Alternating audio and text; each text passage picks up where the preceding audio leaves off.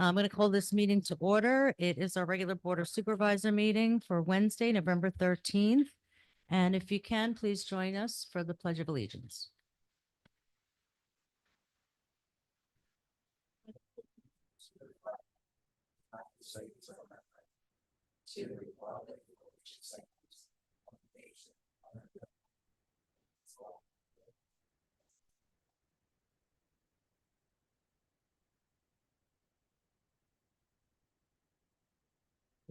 All right, we'll start with roll call. Scarlett?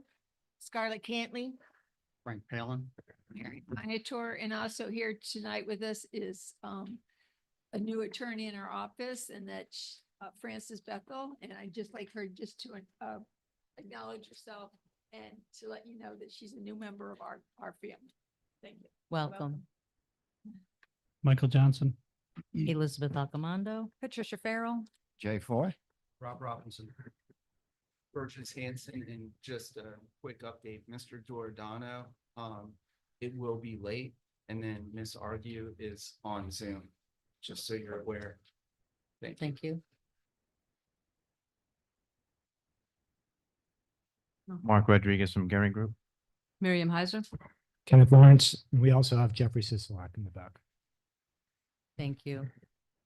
Everybody, if you haven't already, please silence your cell phones. And if you want to comment either on the agenda items or during general comment, please complete a card. If it's a specific item, make sure you have that card back to us before the completion of hearing the item so we can hear you. President's welcoming remarks are done. So Michael, I'm gonna turn it over to you. Welcome. Oh, we did roll call. Yeah, we did. Don't make me think I'm crazy. Right. Shay. Thank you. crazy. I was like, wait. We did that. We did it. You're good? Thank you, everybody. It's nice to see a good turnout. Thank you very much. Absolutely. All right, so let's get right to it, to the agenda approval. Hi, everyone. Any- I am here online. Oh, Betty, I'm sorry. It's quite all right. I can't see who's on Zoom, but Burgess did just say it. I just want Go to thank ahead. everyone for coming out, and sorry I can't be there, but I didn't want to spread the plague to everyone, so. Well, we appreciate that. Thank you. And congratulations on your reelection. Thank you. Thank you to everyone. Feel better. Okay.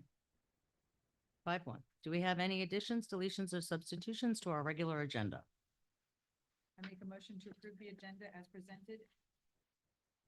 Second. Okay, this is going to make it easy. And any public comments regarding the agenda? Seeing none. All in favor? Aye. See that it passed? Oh, Betty. I didn't hear you. Betty? Yes, sorry. My dog was We're- barking. That's okay. Oh, don't worry about that. We're voting to approve the agenda. And I said yes. Yep. Oh, I didn't hear. Okay, thank you. Approved. So see that it passes 4-0. Okay, presentations. We have with us, Mr. Ryan Risque of RMPK Funding. And, this is to discuss grant status, and I am going to turn this over, to Scarlett and, Mr. Risque right now. And, I'm sorry. Yeah. And, please the record show that Mr. Supervisor Giordano has just joined us. Good Thank you. evening.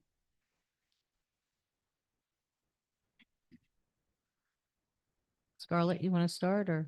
Yes, I was trying to enlarge this thing. Gotcha. Ryan, you want to take it from the beginning and talk a little bit while I get this enlarged, please?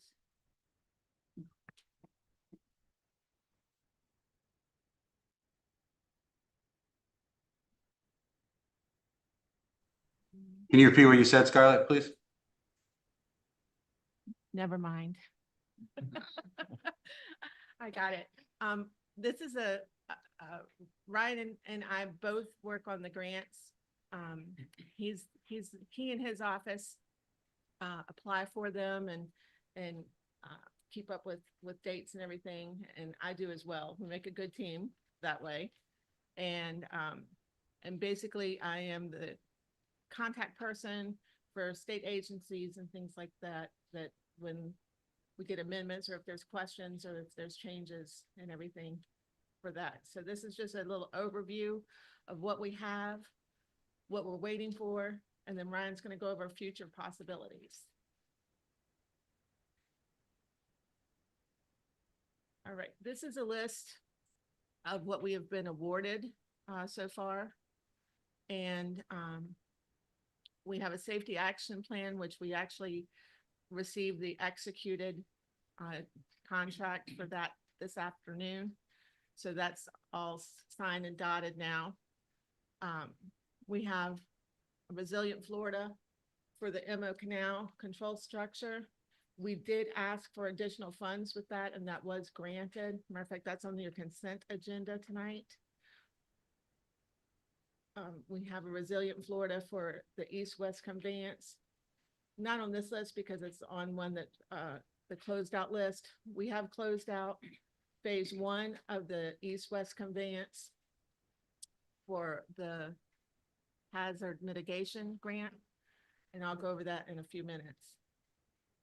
The pump station for Santa Rosa Groves is a hazard mitigation. And in fact, Rob and Jay and myself had a conference call with DEM today. We have various projects through the Transportation Alternative and Local Initiatives grants. And we have 2 pretty newly awarded FERDAP grants for our parks, which is $50,000 each, one for Citrus Grove and one for Kidscape. And what's great about those is that there is no match. So we spend the 50,000, we get back the 50,000. We've applied for another low impact development swales. We had closed one out where we did it, but that upper northwestern part where we went in and put in the new swales by 94th and 93rd up in there. And that went very well. So we applied for another one down in the M2 this time. A little bit bigger project and a little bit more money. Anchorage Community Park, we applied for a native tree reforestation. We're waiting to see if we get awarded that. And we put in a new grant with the park, Downers Park, for $150,000. So we could do a little bit more work with the playground. And that was on actually the application was on last month's agenda for y'all to review. And it's frozen.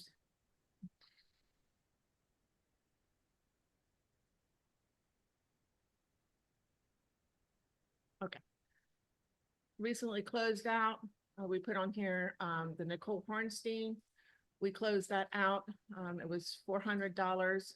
The whole project was up to 800, which we did the 800.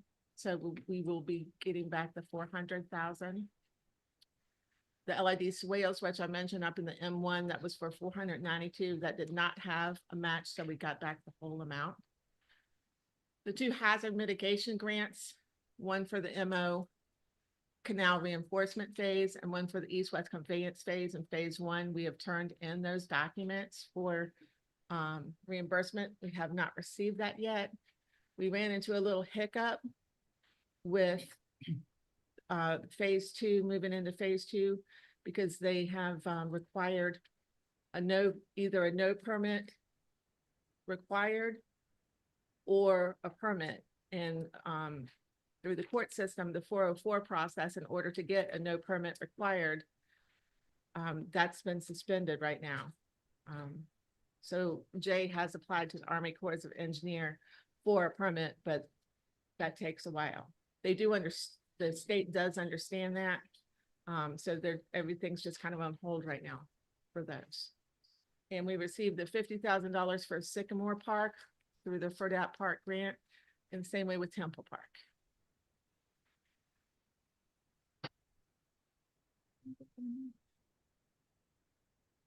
Okay, Ryan, you want to talk about upcoming grant funding Sure. opportunity? Sure. Thank you, Scarlett. Good evening. I'm Ryan Rusker with RMBK Funding. As Scarlett said, we work with the district, mostly with her and the in-house staff there to go after the grants and then help administer them once they're awarded and get them closed out. I want to thank Scarlett. She's tremendous in making sure we get what we need and everyone's kind of wrangled together to get these grants done and to get them administered and reimbursed. I also want to thank Rob and Jay and Burgess and the other staff members, Kenny, all those guys. They really help out too. Without them, we wouldn't be able to get all this funding for the district. So a big thanks to them, and it seems to be working pretty well. I know each year we come up and have these presentations. So just wanted to thank them again because they're integral parts of the process. Talk a little about what's upcoming. Scarlett did a good job going over where we stand presently, but we're getting to the new year, and that means there'll be new opportunities that come up. One of the priority focuses is Hurricane Recovery Tree Grant. There's going to be several cycles in the next year that can help the district with either tree planting, replacement, or maintenance of trees that have occurred during the recent storms, even as far back as EN2. So it's not just the last couple ones, but it goes back several years. So I think that'll be a valuable opportunity for the district. Other opportunities include land acquisition for park, natural areas, conservation areas. That's something that we do discuss with district staff, each year if there's any opportunities there. So we will continue to do that as that comes up every year. The one we have taken advantage of on a regular basis are the Transportation Alternative Program and also the Local Initiative Program, which they're run kind of parallel there. That is for your traffic calming, your safety, your pathways. We have been able to get a good amount of money from those programs, and we'll continue on as they do have another cycle coming up in the spring. Other opportunities include the Cultural Facility Grant.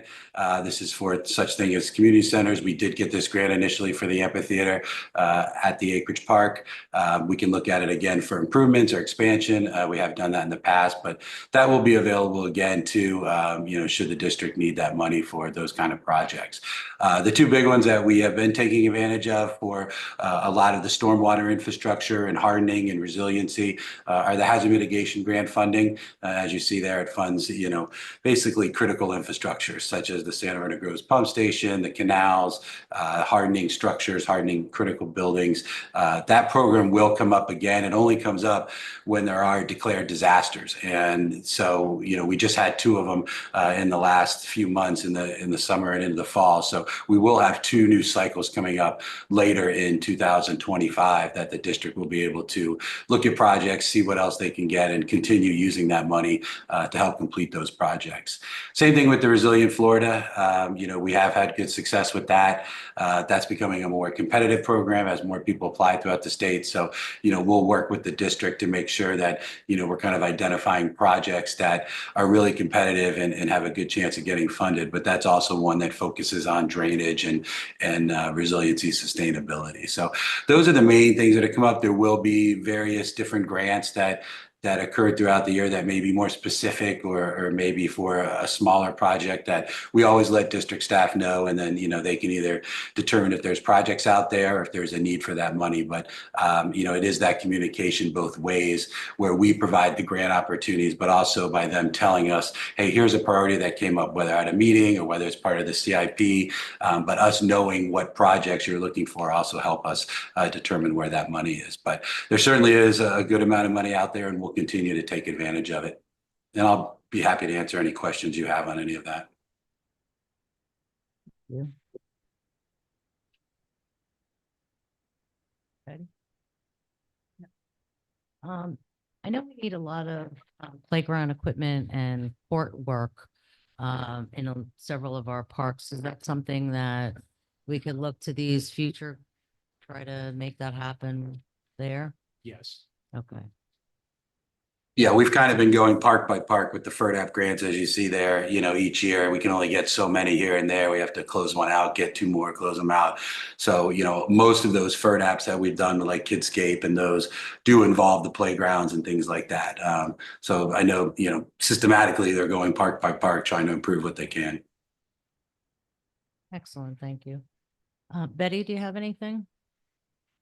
Yes, I'd like to request that we use do a grant for the, community facilities.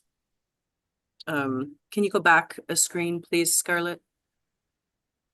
The cultural facility grant. Can we use that for the press box at the Acreage Community Park? Because that's used kind of as a, has always been used by the Acreage Athletic League for their coaches and for players and meetings and they had plans and then we shut it down and it's been shut down now for over a year. We need to fix that. So is that an opportunity for that grant? Yeah, that's something we can discuss. I just jotted it down so that, you know, when we go over these grants coming up, that usually comes up in June or July. So, you know, at the beginning of the year, when we start talking about these grants coming up, we can kind of get into that a little more and see, you know, if it is going to be competitive or not. But there's definitely money out there for things like that. You know, whether it's recreation grants, whether it's coaching facility, but you know, if it's a priority and something that the district wants to look at, you know, we certainly can do our best to find that money and most likely get something to help out with. And I know one other one that we've discussed in the past has been the Hamlin House. So I think that's something that we as a board should put on the agenda for discussion because we do have some money set aside and we need to kind of figure out what can be delayed and what should be done sooner. So anyway, that's my thoughts. Thank you. Scarlett, anything else before we move on? No, that's it for our presentation. Well, thank you very much. I appreciate the update. Great job, everybody. Thank you all for your hard work and everything we're doing to save dollars here for the residents. Thank you all. Okay. Thank you. PBSO update. Do we have Lieutenant Sowers here? There you are.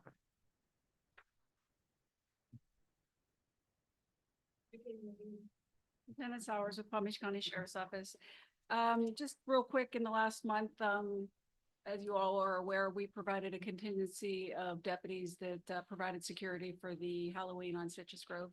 And from a law enforcement perspective, everything went very well. No issues other than some upset residents that failed to read the signs, letting them know that the roadways were going to be closed. But other than that, there's really no issues. Unfortunately, the crashes are not going down. Last month, you guys had a total of 20 motor vehicle crashes and 7 hit and runs. And within the last 2 weeks, there were an additional 11 with another 1 hit and run. And still keeping an eye on if they're related to speed or anything like that. Most of it is still careless driving. And the only real areas of concern are the areas that are always of concern, which is the north end of Seminole Pratt Whitney, is where a lot of those, some of the accidents have been occurring, as well as on Coconut, where it gets congested and it's just people not paying attention. So other than that, do you guys have any questions? No, I would say part of the issue, I'm sorry. No, Mr. go ahead. Chair.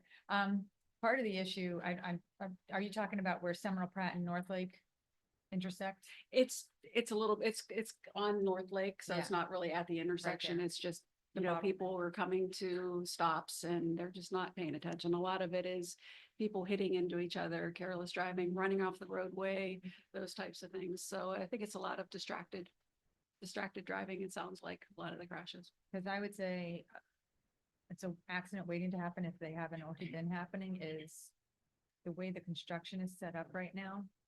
They have, you know, the right turn lane and then very quickly before you hit the intersection, it has a straight to go north on Seminole Pratt, just past North Oh, Lake. up off of North Lake, yeah. And then you go back over and I don't know if people, they don't slow down. They just are going 45 miles an hour or whatever.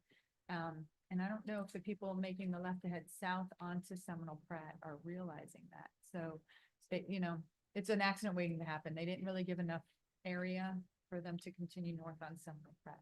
We could certainly have deputies concentrate up that way. I know I drove through there not too long ago and I I saw that it's a sticky situation up there right now. It is, yeah, because, you know, and like on my way home, there was a car just flying through the construction zone coming from the north end heading south to Seminole and down Seminole Pratt.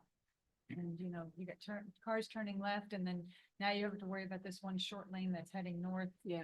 They really don't have much notice, so. Yep, we'll certainly keep an eye on it. And I know I haven't really heard too much about any significant traffic issues goodness. in the area other than we'll definitely get on that. But please let me know if there's anything that pops up so we can address it. Okay. Thank you. Thank you. all. Great work. I do want to thank PBSO for their awesome support for the Halloween event. It was very successful and everybody was very happy from what I heard. So thank you. Okay, moving on to 6.3, fire rescue update. Chief Amaro. Hello.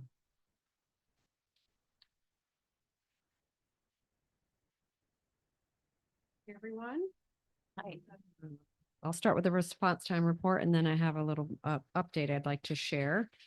So for the response time for the month of October, you had 314 total responses. 74.52% of those were medical calls. The average dispatch handling time was 42 seconds. Average turnout time was 45 seconds. Average travel time is 7 minutes, 5 seconds for a total overall average response time of 8 minutes and 33 seconds. With this fiscal year 2025 new budget, October 19, I was budgeted for 3 additional battalion chiefs that were added to Battalion 2's complement. So we do have a battalion chief now at Station 22, which will help with response times to this area as well significantly. So Battalion 2 is quite large. I have 9 fire stations, and Battalion 2 now with the addition of the command staff has been split. So anything north of Southern is Battalion 2 North, and anything south of Southern is Battalion 2 South.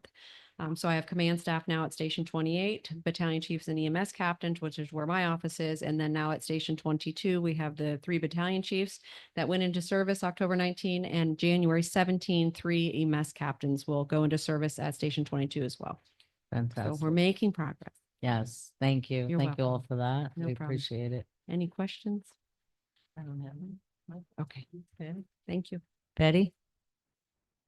I just want to say thank you. All improvements are needed, so we really appreciate it. Absolutely. Thank you very much.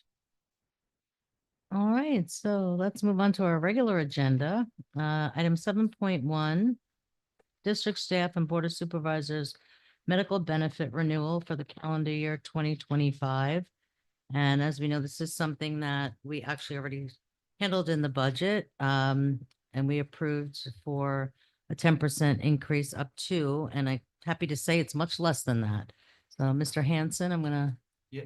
Ms. Heiser, sorry, through the chair, we have Ms. Heiser, who is our Chief Human Resources Officer, and then Mark from Gearing Group, almost said Aegis. It's all right. Yeah, so just very briefly, so this year you had your medical and your EAP program, which is your employee assistance program, up for renewal. All of your other lines of coverage, meaning your dental, vision, life, those had previously been negotiated on a multi-year basis. So those lines of coverage were not changing this year at all. No rate changes, no benefit changes, just the medical and the EAP. On the medical, we initially received a renewal of 12.7% increase, which wasn't a total surprise because back in July, we had done a deep dive with your insurance carrier, Cigna, and went through some of the utilization data with them. And based on what we saw in the data, we did expect it to be at least a double-digit increase. I'll say 12.7% was actually pretty fair compared to what we were seeing in the data. We expected it to be higher than that. And even at that, we were able to negotiate it down a little bit further to 10% so that we could stay within budget. So that was good to see there. And then with the EAP, there was just a very minor increase, a 6 cent increase. I almost said 6%, but to 6 cents actually, which only equates to about $58 for the year. So you can continue to have that same plan that you currently have on the EAP with just that little bit of an increase. But yeah, other than that, everything else is locked in for at least another year. So next year, meaning January of 2026, you'll have several lines of coverage that are up for renewal. Thank you. Miriam, have anything? Okay. Any questions? I'll make the motion to approve of the negotiated renewal rates of Cigna's medical health plans as well as the Aetna Employee Assistance Program as presented for calendar year 2025. Do you have a second? Second. I do have a question. What was the renewal rate? Initially, it was 12.7% increase to your rates, and then we settled on a 10% increase. And what did we have budgeted? 10%, I believe, 10%. right? Okay, so we didn't save anything. It was what we budgeted. All Exactly. right, thank you. Any public comment? 7.1? We don't have a card, right? Are there any cards up?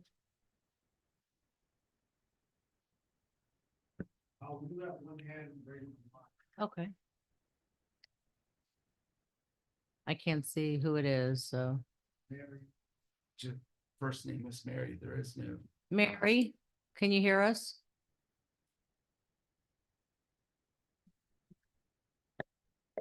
Is Mary muted?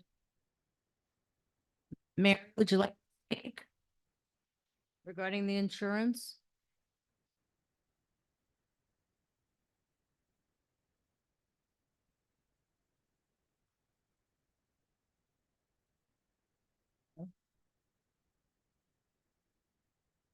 Mary?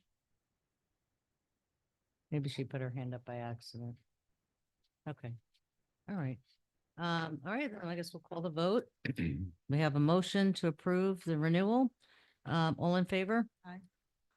Betty? Aye. Okay. Thank you. See that it passes 5-0. Okay, item 7.2, consider resolution 2024-008, resolution of the Board of Supervisors of Indian Trail Improvement District, adopting amendments to the district's risk management policy, establishing standard liability insurance requirements for service contracts and permits, providing for conflicts, providing for severability, and providing for an effective date. I'm going to turn this over to Mr. Palin. Thank you. The district's risk management policy requires maintenance of adequate insurance by service providers and permittees working on district property. We've been discussing with staff, I think, and with the board over the last year, improvements and updates to our standard insurance requirements. Most recently in July at a board workshop. The district's general liability insurance agency, AEGIS, agreed to review our current requirements, which haven't been updated in a number of years, for currency and to look at the scope and the range of requirements, minimum requirements that the district provides. There are two statements for insurance of minimum insurance requirements.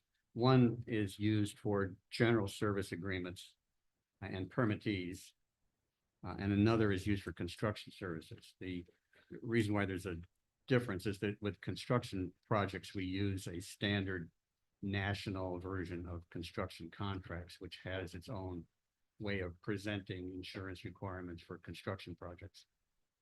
And so we'll be updating both of those if the board chooses to adopt these changes today. The suggested changes are presented in your board packet in red line version. So you can see what was recommended to be changed.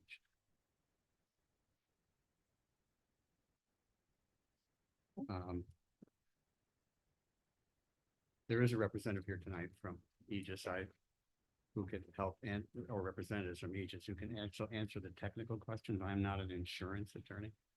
I packaged the recommendations. And as legal counsel, we're recommending that this policy be adopted by resolution. And frankly, I would suggest over the next year that we, at the district, look at basically consolidating all of our policies and presenting them in a something like a code book-like format, so that we can keep track of the policies as they're adopted. So by using a resolution, we at least have a numbering system. We can keep track of the way the policies are amended over the years. Some have been adopted by resolution, others have not been. We've got a number of policies that need to be reviewed over the next year or 2 years. There's no urgency on that, but that's something I think we need to look at. I also want to emphasize that these are minimum insurance requirements. And these are a policy. This is a policy, not a statutorily mandated. The levels and categories of insurance are not statutorily mandated, but it's common practice, and all local governments operate using minimum insurance requirements. Our format is very similar to that used by all the local governments locally. I mean, there might be some differences in details. There may be some differences in the minimum levels of insurance that would be required. But this is a format that's widely used, but they can be tailored to individual circumstances. So if, depending on which service provider we're talking about, or which contractor we're talking about, the staff can do a review, a risk management analysis on a case-by-case basis. If there's some variation or differences in the levels of risk, these requirements can be modified to fit the situation. So unless there's some reason to deviate, we would use these standard, as we always have used these standard formats. But I want to emphasize that this is it's really up to the board to determine what level of risk you're willing to accept in a particular circumstance. So hopefully we won't need to deviate very much, but there may be circumstances in which these requirements might not be applicable, or you might want to, with recommendation of our insurance agents and staff, change and modify, apply them to a particular situation. So if you have questions about the changes that have been recommended, then hopefully I'm going to turn to our insurance agents to help explain the technical understanding of what's being recommended. Thank you. Okay. Good evening. Again, once again, I'm Andy Jimenez, Executive Vice President for Aegis Insurance and Risk Advisors, and I oversee the operations of Florida Insurance Alliance, which is the carrier that provides the property and casualty insurance. With me is also Brent Grimmel, with Senior VP of Agency Operations for Aegis. I think it was this summer, as Frank mentioned, that we were called to see if we can assist in the review of the risk management procedures and insurance requirements for a lot of the contracts and service agreements and permits that the district has. It was very encouraging, to be honest with you, because we work with over 900 districts. And what we see far too often is that districts don't make any changes or adopt changes to their risk management procedures until something happens. So I believe from our perspective, we feel like this is a really great move to kind of align the requirements and the procedures to what we normally see as the industry standard for these sort of agreements. And it really shows that the board and the staff are taking a very proactive approach when it comes to risk management. Ultimately, the end result of this is going to be that it's going to increase the health and safety of the residents and the employees, and also mitigate the liability exposure that the district has, right? As Frank mentioned, this is not a cookie cutter approach. We have to match the requirements and the risk management approach based on the exposures. So for instance, somebody's renting out a pavilion for a birthday party is much different than somebody, pulling a permit to have a 5K in the community. You have to make sure that you have the right risk management procedure and the insurance requirements, and that the district is transferring the risk to the party that's responsible.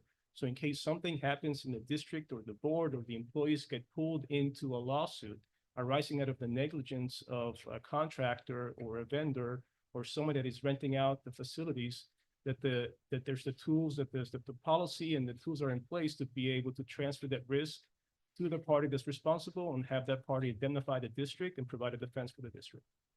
So. Very good, thank you. Have anything to add? Nothing? Okay. Absolutely. Any comments or questions from the board? So this is insurance that we're gonna require for the service providers and all that additional expense to the district, correct? What Wouldn't we're be an ex- asking- Yeah, so it wouldn't be an expense on the district. It would be an expense on whoever's providing that service. Whoever you're hiring to perform, so if you were to hire a landscaper, you would expect that any claims arising out of their negligence and that occurs on district property, that they would step up and if they were responsible, that they would be the ones that would provide a defense and pay any claims that are made against the district. And I just repeat, I mean,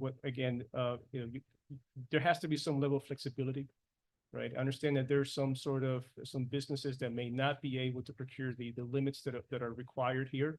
And in case by case basis, that's what we're here to kind of assess, as Frank mentioned, do the risk assessment to see in what cases we can deviate from those minimum requirements, if it makes sense. And you'll be involved in that conversation? Yes, yeah. Okay. The team and I, Very good. Ryan Lorraine, who work with Frank Allen as well, Great. he's our senior loss control manager. He'll be involved in that as well. Excellent, thank you. Betty, nothing? Betty? Anything? Yeah, so it's come to my attention that staff has been requiring this for a while now. And it hasn't been adopted by the board yet. So that's the first thing. I have asked whether or not we reviewed other municipalities, districts to see what their standard is. And it seems that some of the requirements are really excessive. And I think that in particular, the sexual abuse and molestation that came up for the Halloween event, requiring the bounce house provider to provide that. First of all, I learned through talking to several different bounce house companies that they didn't even know what the heck it was. They'd never heard it, weren't required of it for anything. I also heard from an insurance agent who deals with this that there's only 2 companies now that will insure bounce houses. I spoke to a municipality who has a active parks and recreation department, and the person running the events for them told me that if that was going to be required of their bounce house providers, that they would have a difficult time securing bounce house providers. Also, on the vehicle insurance, it was explained to me that the vehicle insurance is required when it's in the commission of a job.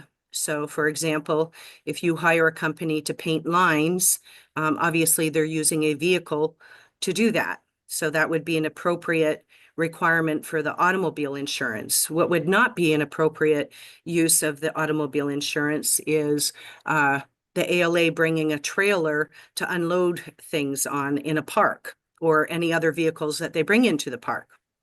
So I asked how this is handled elsewhere. And it appears that there are waivers given for permits and for service providers that are, running programs in the parks.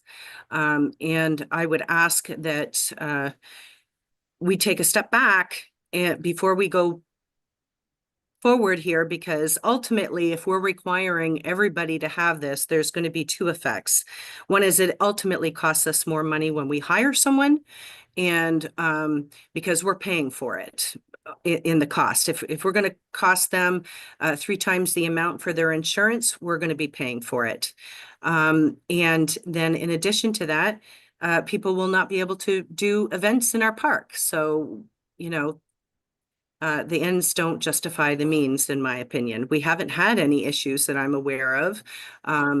So I'm not saying that we don't need to have minimum levels of insurance, Frank. I'm aware of that. This is standard. I've been a part of these discussions for the past 8 years. What I do have a concern about is when we're pricing everybody out of being able to do business with the district. Then the small businesses can't do business with us. Then the small people that want to do an event can't do it. So that's my concern. I'd like to know whether or not we've looked into what a waiver looks like and what other municipalities are doing. If I can address a few of those, I think those are good questions, good concerns to bring up and discuss. I'll first start. So I was not aware of the requirement for the bounce house, but I have a lot to talk about, I have a lot to share about with bounce houses. And it's true, it's very difficult for these providers to get insurance for a good reason, because there's a lot of people who are injured. And the way you read those bounce house agreements, it basically, they set it up and you're 100% responsible, even if the bounce house itself is defective, if it's not well maintained. And there's 2 levels of the bounce house. One is they come here, they set it up and they leave. And you're 100% responsible for the monitoring of the children playing in the bounce house, and they're following the rules, and there's capacity issues, right? And there's another one where you actually have an operator that is there monitoring the children that's coming into close contact with minors, right? So you have to take a common sense approach. I mean, if it's someone who's just dropping off a bounce house and then leaving, well, I would agree. I don't think there's a need to have, a sexual abuse and molestation coverage, because I don't see the exposure. Now, if it's a large event and there's if they have unsupervised, which they shouldn't because the parents should be there, but if they have unsupervised contact with minors, then you might want to consider whether that requirement is needed or not, right? On the auto liability, I think if you have someone that's driving a vehicle on a district-owned park, and they're driving the vehicle in their course and scope of their duties as a representative of whatever entity, whether it's the ALA, right? And something were to happen on district property, there's going to be a lawsuit. And both the person driving that vehicle, as well as the organization or that person is driving on behalf of, and the district are going to be pulled into that lawsuit. And that's the reason why we would require or make the recommendation for the auto liability insurance, because they are operating on district property. They're operating a vehicle. The general liability policy excludes claims from from autos. So that's what you would have the requirement for auto liability there. But I agree that when you talk about waivers, that's the case-by-case basis. That's matching the requirements to the liability exposure that we have reviewed. So in some cases, there may not be a need for sexual abuse and molestation. Right now, I think on the draft that I saw, there is a requirement for a $3 million umbrella. That might price out some small businesses. And it might make sense based on the exposure that, that umbrella limit, depending on what they're doing, can be waived. And the district can accept a $1 million limit instead of a $1 million and $3 million umbrella, right? So you have to take a common sense approach.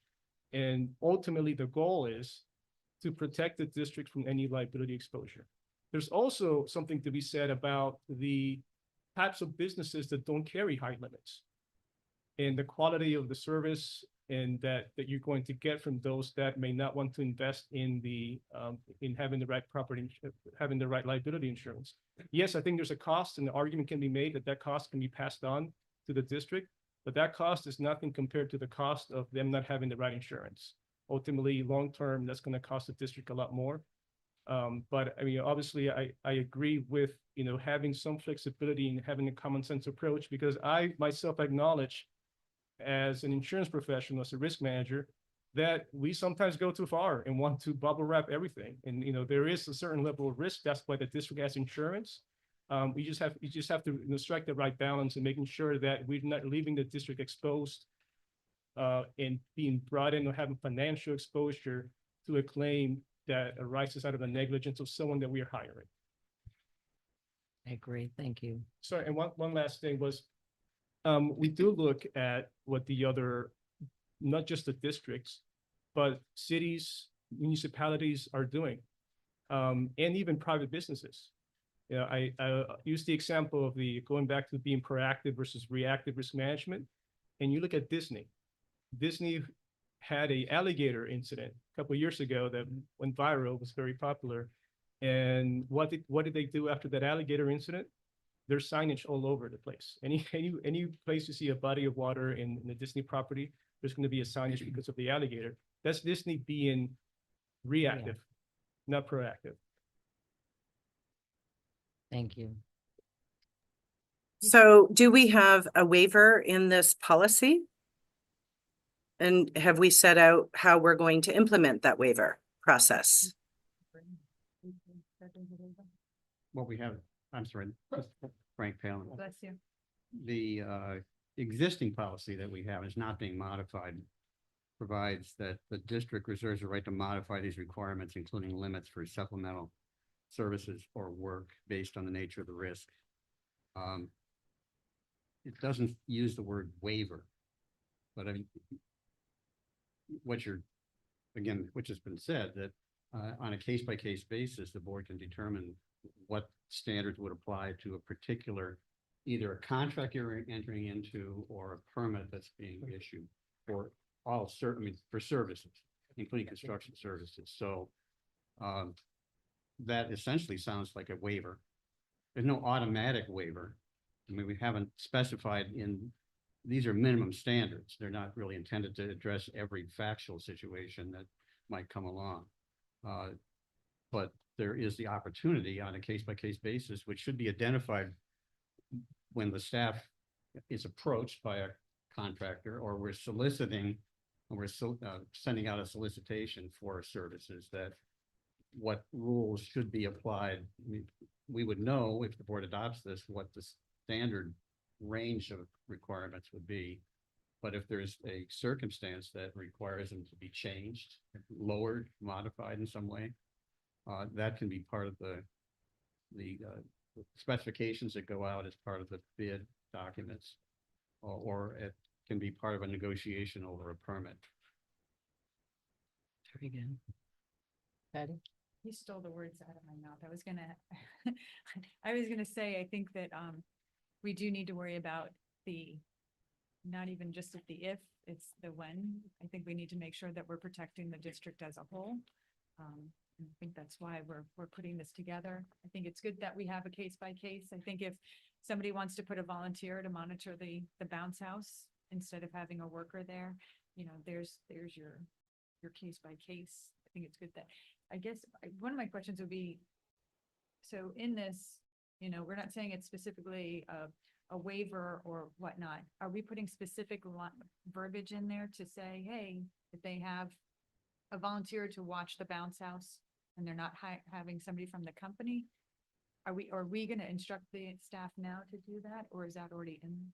Well, We bounce need to house add that. is a issue that came up as for a Right. specific circumstance. Right. These standards don't specifically single out bounce houses. There's Right. no bounce I'm house just policy. generalized. I'm just saying general, you know, as an example.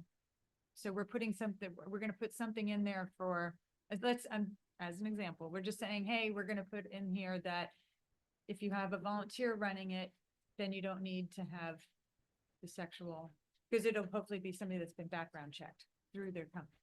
So are we putting Well- something verbiage in there, I guess is what I want to know, or is it, but what's the guidelines? Where are we getting the guidance from to make these decisions? Where's the staff going to get the guidance for that? Through the chair, if I may, these would be all special permits. Like, for example, let's say the ALA is doing a Halloween event. Mhm. They would bring the permit to the board. By the time it comes to the board, staff would have reviewed the permit. They would have already talked to, let's say, the ALA. I'm using Mhm. this because that was a recent example. They would have reviewed the permit. They would have already asked the questions, what is the event? So they would go through the checklist. They would bring to the board, forward to the board what the event is. The board has time to review and then can ask the questions to the representative of the ALA, and then ask whatever the questions are. What is the risk exposure? We would have already contacted our risk advisors, be like, okay, these are the activities that they are suggesting that they are wanting to do. what is the exposure to the district? They can give their recommendations. We can bring forward the full, that's why we ask for that time frame. Okay. So we can bring the full exposure to the board, and then the board can make the decision, okay, this is what we think, or we go with that recommendation, or can we ask then for like, okay, maybe that's a little excessive, let's do X, Y, Z. Okay. Just to add to that, these general recommendations for levels of insurance, categories of insurance are not structured around the park department. Right. Parks and Recreation is it appears to me to be a special area where all these activities go on that raise special risks that people have identified on a case-by-case basis. So what's before you today doesn't identify park and recreation risk areas, and maybe that's something that needs to be addressed. You do have park policies, and there is a risk management component, I believe, in the park policies, and the park policies require that adequate insurance be provided. So if maybe there should be some discussion about the different categories of park and recreation, you've got experienced staff people who can identify those areas and come up with, if it's necessary, a more focused area that deals with special permits and for parks and recreation facilities activities. Through the chair.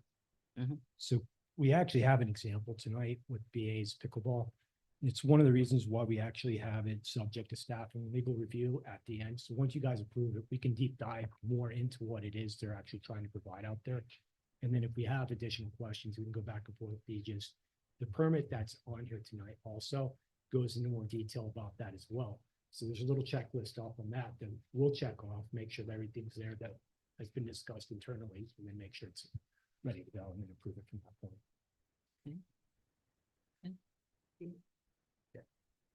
Listening to all this, I mean,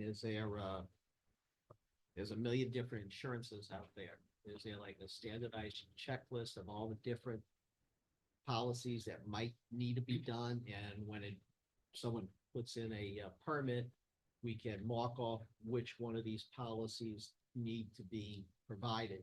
Because even when you have something done at your house, you need to make sure the contractor has workers' comp and other things before you actually allow a person to come do work. So is there some kind of checklist like that? We keep talking about checklists, but it'd be nice to have the molestation, auto, blah, blah, blah. Then the board or the staff say, okay, this is what you need, this is what you don't need, and present it to them.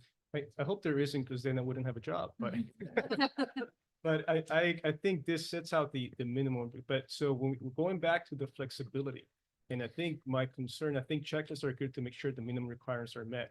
But sometimes if you're hyper focused on the checklist, then you lose that flexibility and to assess what's not on the paper to make sure you have the right procedures and insurance coverage in place.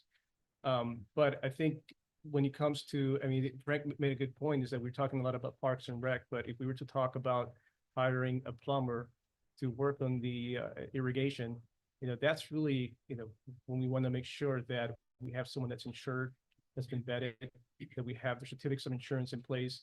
And something else that we've been talking a lot about insurance coverage and limits, but this also has indemnification language that is far better than what the policies that you guys had before. It's pretty clear. It's in favor of the district.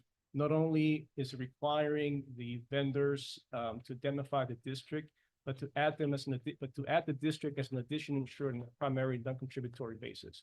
So it's not just the insurance requirements, it's also the wording that makes it pretty clear that the district is transferring the risk to the party that's accepting the compensation to do work on behalf of the district. But I don't think if I answered ultimately your question about, a lot of the exposures that we see are very similar. So I think a checklist, and this is kind of what it's providing, the checklist of the coverages and the limits that we would like to see based on the exposure that this event or job is going to require. You also brought up something else about signage. Disney has signs all over the place, right at your own risk. So should we also consider putting better signage around the parks and all, saying what's at your own risk? So it does kind of, sometimes you can sue anybody for anything, but sometimes people read it and say, well, I can't sue. Yeah, and our loss control department has done multiple site visits and worked with staff. We have two certified playground inspectors on the loss control team. Three actually, but and we provided those recommendations before. We come here every year or two, right, to look at the parks, make recommendations regarding signage. And anything that we can do, obviously, the goal of the sign is to warn the residents about any potential hazard. But let's be honest, it also helps protect the district. In the event that there's a claim filed against the district, we can show that the district, A, that the equipment was in good condition, that we had a maintenance program, and B, that there was a sign there warning them about potential hazards, so. Thank you. Good, sure. So up on the screen right now, I actually have a copy of the permit that's on there tonight. That actually has some of the checklist, but you could see above it, it actually talks about if there's additional information we could add to it as well. So it doesn't really lock us into anything in particular, but it is a checklist of items that we would require for certain things. And we also have two CPSIs. I'm certified as well, and so is Mr. Sisolak for safety inspections. Thank you. Any other questions? No, okay. Looking for a motion. Motion to approve resolution 2024-008, a resolution of the Board of Supervisors of Indian Trail Improvement no, no comment yet. Adopting amendments to the district's risk management policy establishing standard liability insurance requirements for service contracts and permits, providing for conflicts, providing for severability, providing for an effective date. Okay, do I have a second? Second. Now, public comment. Yeah. Well, I have a question, because can we be clear, is this applying to everything with the district now and parks as well and special permits? Yeah. So we're gonna move forward and we're not gonna have any direction regarding waivers and an adopted waiver by the board. Well, it's not gonna be cut and dry. It's gonna be per permit or per circumstance. So we're not gonna be able to have a one size fits all waiver because every circumstance is gonna be different unless. Well, I do think correct we me if need a I'm wrong. process. I think we need a process for that, and I would like to see parks excluded from this at this time until we come up with that waiver and a process and how that will be implemented.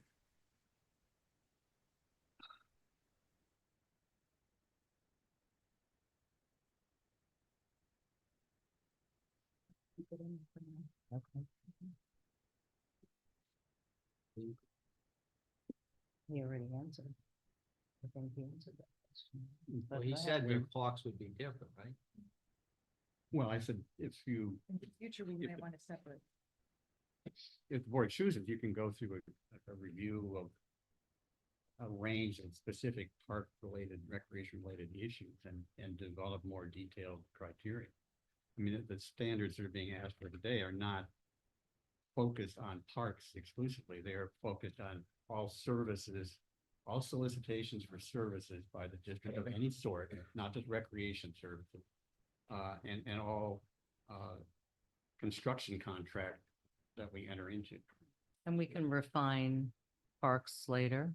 Well, and on a case-by-case basis, I mean, Right. through the process, I would understand, as I understood it, people will apply for permits to use park facilities, and there will be a review by the staff initially of what risks, if something unusual, if there's some specific risks that require modification of the general criteria. Or lack of, Or- and or we can lack of reduce, we can additional- reduce those additional requirements. Need to be made. Yes. Okay, I have a question for Kenny. Kenny, was there a request for the Acreage Athletic League having an event with a bounce house and it was denied because of insurance? There was, so their general liability insurance had a couple issues just in itself. The certificate of holder that they had on there didn't have the correct information. for the district, and they also didn't have the district listed as additional insured. So even the most basic stuff that's been in policy for years wasn't met. One of the reasons why we were asking for the SAM coverage in this one was because the Acreage Athletic League doesn't currently have that. And the thought behind this is to have the main permit holder at the very least hold the SAM coverage. And then that could umbrella everybody underneath it, including the vendors in this case. But since the AAL doesn't have that, it's why we requested it from that particular group. Okay, so again, you're requiring something that is not adopted by the board and implementing it on something that doesn't come to the board. Yeah, through the chair. I think Kenny just said that it was general liability issues, not anything, and that's what's been on record for many years now. Correct. Well, I think he just brought up SAM, the sexual abuse and molestation. Did I not hear that correctly? You That's did hear that, generally- but it would have been denied anyway for the basic general liability. And was this a company that's normally registered with the district, or it was a new company altogether? It's a new company altogether. Okay. Okay, My motion. okay, so public comment. Yep, public comment, Pia Scorin. Through the chair. I'm sorry, 3 minutes? Yes. What time? Hi. Hi. I heard a lot of discussion about case by case, but I don't see that in this document. So maybe you should clarify that unless I've missed it, didn't spend a lot of time on this. But I don't see case by case. I see minimum requirements, period. So if you want case by case, I think you need the document to say that. I think Betty made a good point about some of the contractors that we use may be smaller. Maybe you need to do some of this by project specific, or size of contractor, size and type of contractor. But I think you need some room for negotiation. One of the things that I looked at, I think it's great that you have a specific level of insurer by AM Best rating. That's good. I don't know if that particular rating is the one that you should be using, but it's one. However, has anybody looked at the waiver of subrogation that you're requesting? And will that level of insurer allow those contractors to give you a waiver? Because they're just signing away their insurance then. And I don't really think I would do that if I were a contractor. So that's a question I have. And the other thing is, have you polled any of the contractors that you use on a regular basis to see whether they can meet these requirements? I think it's great. Protection is great, but you also need to be able to do the work that you need to do. So I think it might be a good idea to contact some of your contractors and find out whether they actually can meet some of these requirements. Just my thoughts. Thank you. Anybody else? No? Yep, that's it. Anybody online? Yeah, the Bob work. Bob?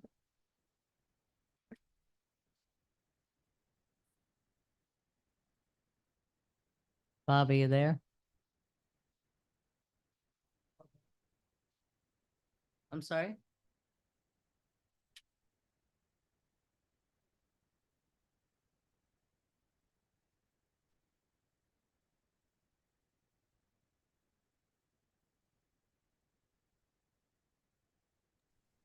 Okay, thank you. I was waiting to be unmuted. I'm sorry. Bob Morgan, Acreage Landowners Association, 13784 67th Street North. I just have a few questions. I made some notes here. I just have a few questions in regards to the ALA and possibly the AAL. First of all, we have never ever been required to have a permit. This Halloween event was the first time that I recall ever having to have a permit because of our service provider agreement.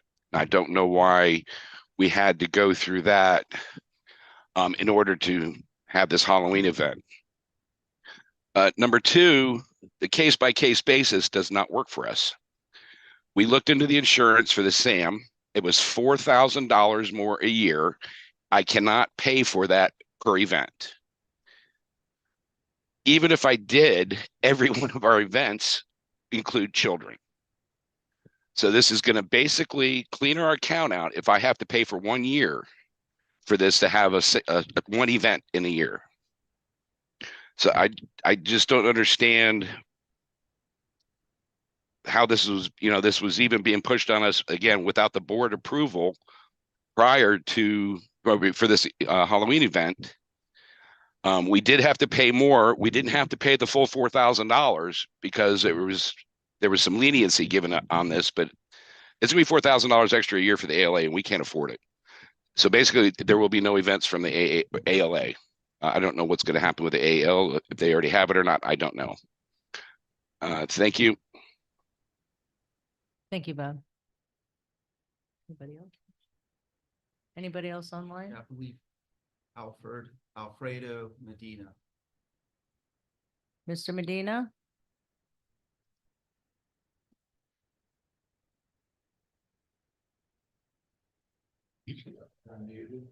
Hello. Hi. Yeah, this is Alfredo Medina, but I don't have a comment about the current conversation. Am I on the list? Probably because another topic, which is 8.2. Okay, so, Yeah. so please raise your hand again when we reach that agenda item, and then we'll Yeah, call on you. yeah, I Okay, didn't very raise good. my hand this time. Yeah. Oh, I'm sorry. Technical difficulties on our end here. No Yeah. worries. Okay. Okay, we'll get back to you in a few minutes. Thank you. Okay. Is that it? Or online? Okay. All right. Scarlett? Is it for this item? Okay, so no, we're not up to that yet. But thank you. Oh, okay, no worries. We'll get to that shortly. Okay, all right. So I'm gonna call the vote. All in favor? Aye. Betty? Aye. Okay, see that it passes 4-1.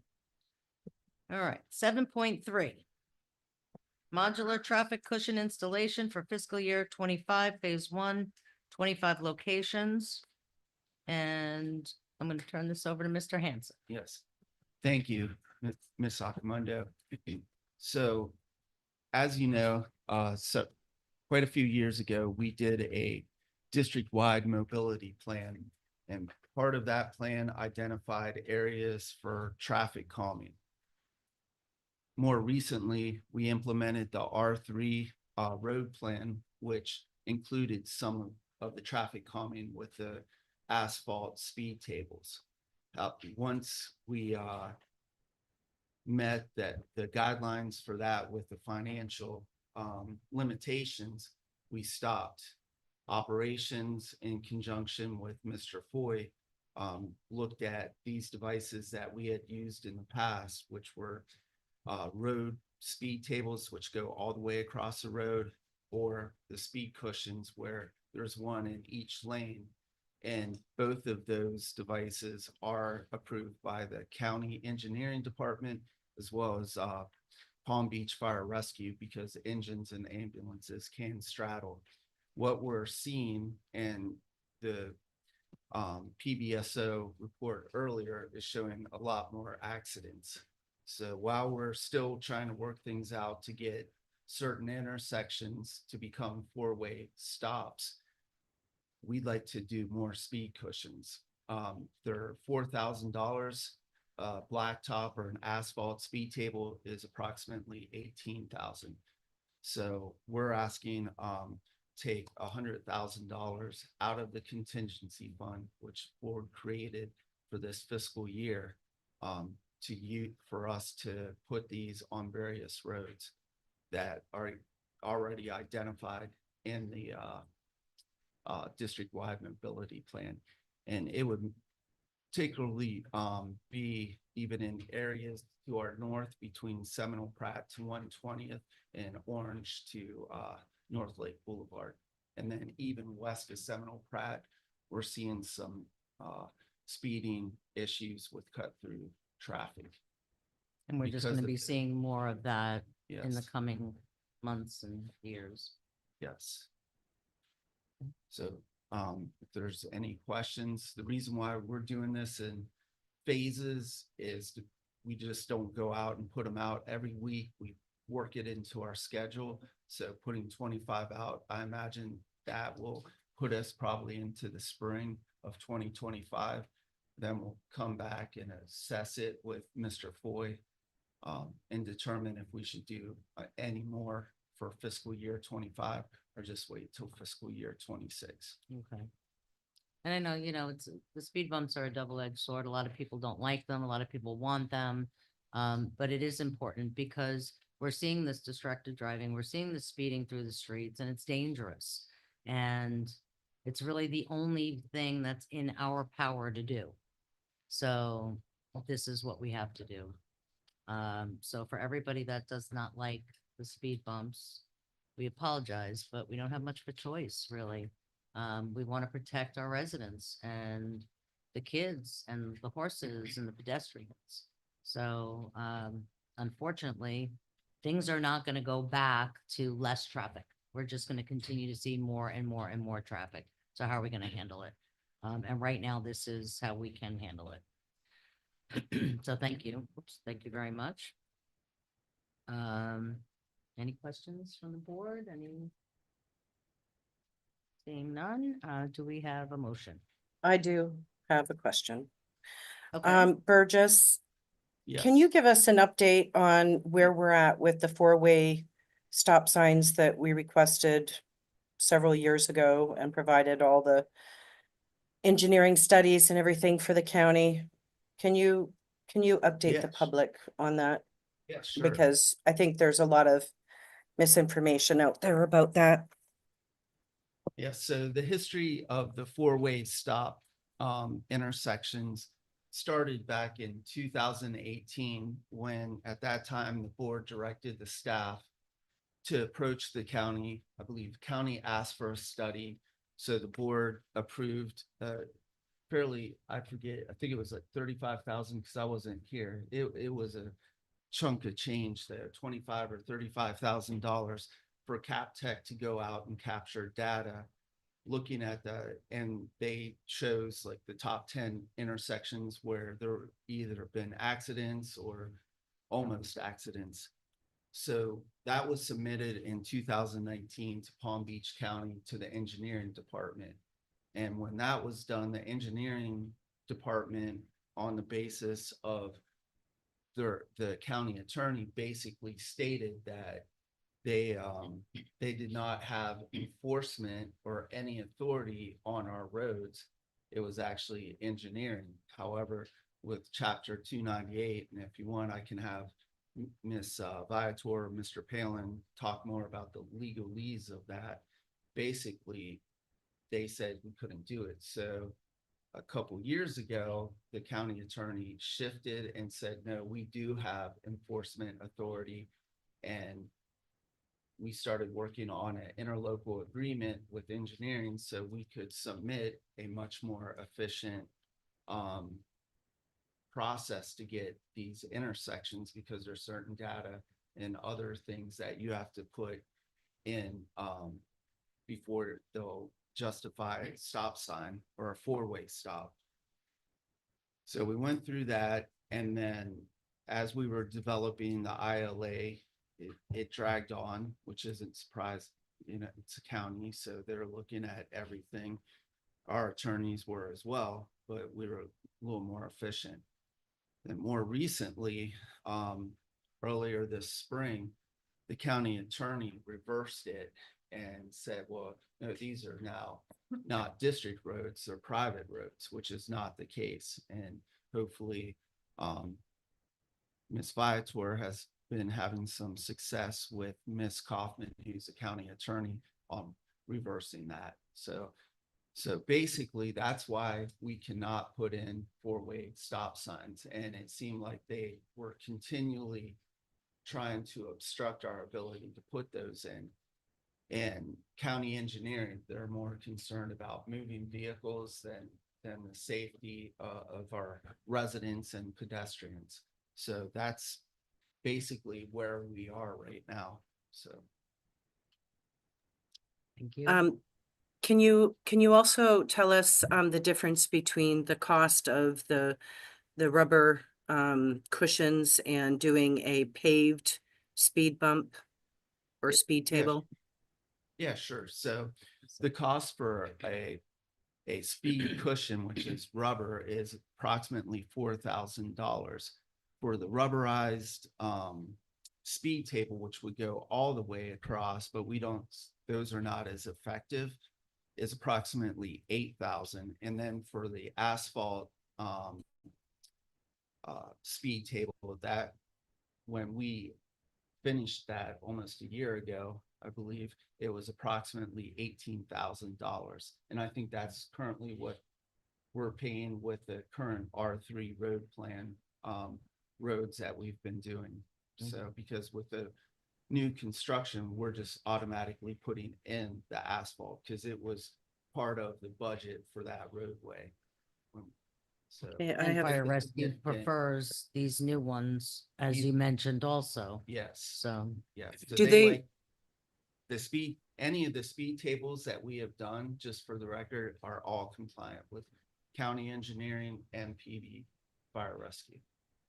does Fire Rescue prefer the rubberized ones or the speed tables that we've done? Or have they said? We never really asked. We just went off of the past where they don't have any issues with any of those. So that's why we continually try to use these three devices. In the future, the goal would be to potentially take those out and put in blacktop or asphalt speed tables. But as I said, those are, significantly more, almost $14,000 more. Okay, and I have one other question, and that is, I think some of the roads, it's hard to tell from this map. Can you tell me that it's the yellow ones where we're installing them, correct? Yes. Okay, so some of those roads currently need to be repaved. And they would be part of the R2 road repaving plan. So my only concern is in some of these roads that need to be repaved, when you put something on there that's level, like on this, where the wheels, you can see where the wheels are in the street. The pavement is sinking in. And if we try to put traffic tables on there, that it's going to be a bit of a problem. So have we considered that in terms of the condition of the road and where we're installing these speed tables? Yes, so usually what happens is operations will go out, identify areas, and if they do see something, or if they know it's on a near future, whether it's a culvert or resurfacing or anything else, we would not put it there. But the nice thing about the modular or the rubber speed cushions is, and we've done this in the past, we have removed them and then put them somewhere else. So as part of the R3 phase 1 speed table project, we did remove some of those speed cushions and we could actually use them elsewhere where there was no speed table or speed cushion. Okay, thank you. And just one last thing. When are we bringing the R2 repaving forward? Because I think we're like 5 years past when we should be discussing it. So is that coming forward this year? Well, yes, we're hoping it can come forward, especially sections of Orange. I know Orange Grove is not part of the R2, but yeah, we are certainly seeing issues with R2 roads and even some of the original roads. In the unit 1, right? Mm-hmm. And some in unit 6? Yeah. Yes. Okay, so yeah, I just want to make sure that that's on our Yes, plans for Cheatham. bringing forward.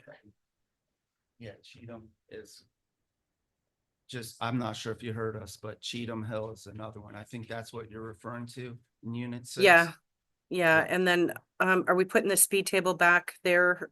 Can we make sure we don't put speed tables on top of culverts that haven't been replaced? I know I brought this up Yeah, before. that- Yes, yes, that's why I said earlier, we're making sure when they go out and do their site visit that that's taken into consideration, culverts or any street repaving or where the roadway may not be able to handle it, the installation. And is the speed table being replaced there or the paved speed table? I think it will be. Okay, I believe when I spoke to Jason, yes, the chief operating officer over operations, yes. okay, thank you. Mhm. Okay, the motion. Make the motion to approve the use of contingency funds of $100,000 to purchase some modular speed cushions and signs. We have a second. Second. Public comment? Yes, we have one public comment card, Renee Hamilton.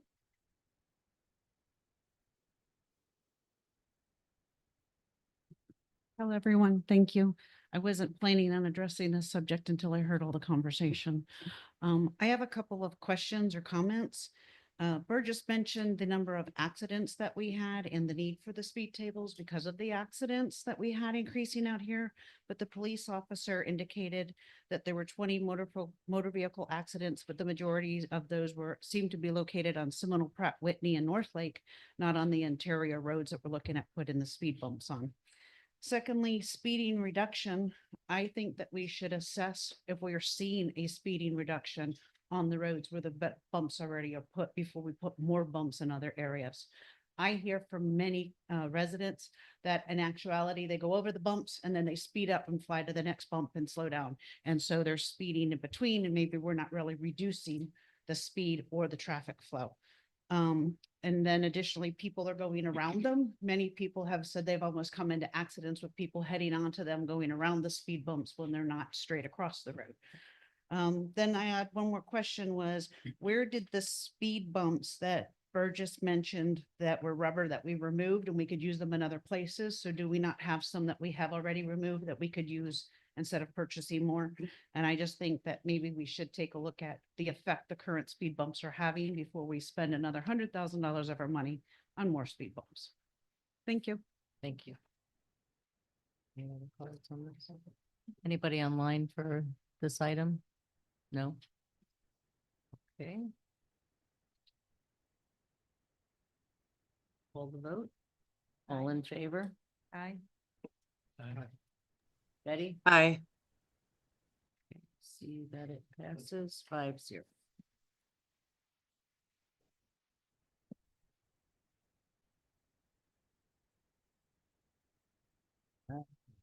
Now we're up to other governmental updates. Through the chair. Yeah. Before, because these may take some I time. was and just they're- looking, yeah, should we do public comment first? Okay, let's do that. So we're gonna move to 9 because it's almost 7:30. So we are going to take public input on non-agenda items at this time.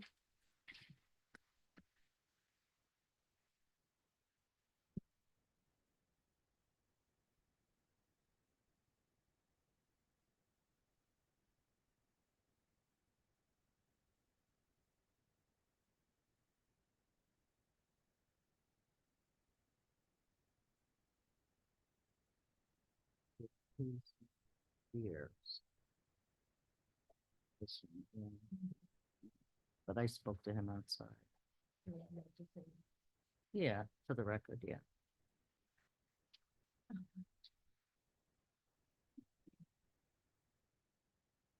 Okay. All right, thank you. Please don't ask to be read. Hey, Carrie, could we put the temperature up just like a degree or two, please? It is a little chilly. I am shivering.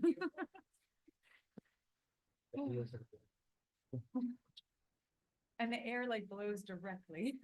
Betty, you can turn yours down at the house. Okay. All right, so, Steve Hiscock. Do you want me to read what he had to say?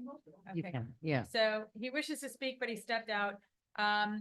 His comment was, how many times do I have to ask not to cut my trees due to you won't relocate the stop sign to where it's supposed to be? That was his comment. Next will be Michelle Bombino.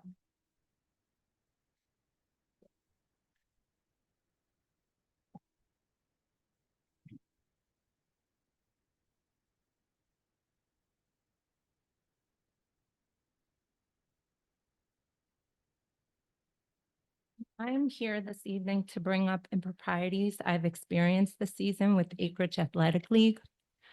I have found, based on my experiences, that the executive board members use and abuse their power to help their own and are not fair in decision-making processes. There are a number of inconsistencies. I have been a member of the Acreage Girls Flag Football Board for the past 3 years. This past season, I have never seen in my life such conflict and improprieties on how grievances are handled. This year, the AAL Executive Board has been involved in several grievances. One of the grievances I filed in regard to how the VP of the Girls Board, who also sits on the Executive Board as the secretary, handles a situation involving my daughter and I. The grievance was sent to the Executive Board and I CC'd the Lowered Sports Board. My husband and I met with several members to discuss the grievance and how things should have been handled, and we all agreed that this woman should have handled and approached the situation differently. The Executive Board then decided to let the Lower Sports Board review and decide on a violation. The Lower Sports Board imposed a level 1 sanction, which was a written warning. Shortly thereafter, a parent whose child so happened to be on the president of AAL's son's team filed a grievance on my husband, who was a coach of a boys' 5-on-5 team this season. The grievance was filed based on my husband saying to our team during a game, "Don't cover that kid, he can't catch." This grievance, we feel, was filed in retaliation for the grievance filed on one of their own members, as the statement was not at all derogatory in any way to the child. However, during the grievance process, the Executive Board never informed or reverted this grievance to be reviewed and investigated by the Lower Sports Board. They decided to impose a level 3 violation, suspension of a game, which so happened to be our playoff game. We went to an open public meeting last week to discuss the grievance and the improprieties with how this matter was handled versus how the issue with one of their own was handled, and we got nowhere. One Executive Board member felt that it should have been a level 4 violation, which would have been suspension, expulsion from the league. Another member of the Executive Board kept going off topic about social media posts that were made regarding the league. We could never truly get to the point. My husband requested a copy of the email from the parent and requested to appeal the decision, and we still have heard nothing. During the discussion of the social media post, it was brought up by a parent that her child and other children were named by a commenter on the post. The commenter brought up how the league has stacked their teams by playing older children down. The parent has requested several times for me to turn off comments or to delete the post, and I refused. During the AAL meeting, I informed her that the league and these children are under scrutiny because she had falsified her child's birth certificate during the 2023 Pop Warner tackle season. And more recently, she did it again during the 2024 Wellington Lake Lytle tackle season. She proceeded to openly admit that she falsified the birth certificates because her children were small and she did not want them to play against 200-pound children. Nothing was done during the meeting or said by the Executive Board or the Lower Sports Board members in attendance. Michelle, I'm sorry, your time is up. Okay. If you want to submit that, the rest of it to us, we're happy. Yeah, do you want? accept it. Sure. Can you I could give get it to this Scott? one? Thank you. I'd like to state that we have 2, 3, 4, 5 other audience members that support what Ms. Bombino is saying with the issues at the field. They don't. I can't hear what you're saying. Can you please speak into the microphone? There are 5 other members here that do not wish to speak, but they support Michelle Bombino in what they're stating, what she's stating. Next, I have Rita Miller.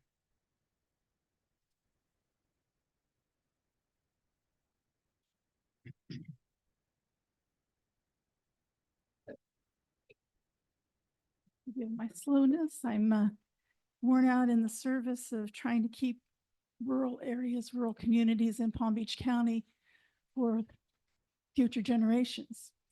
And speaking of which, I've heard that there's going to be a move to deny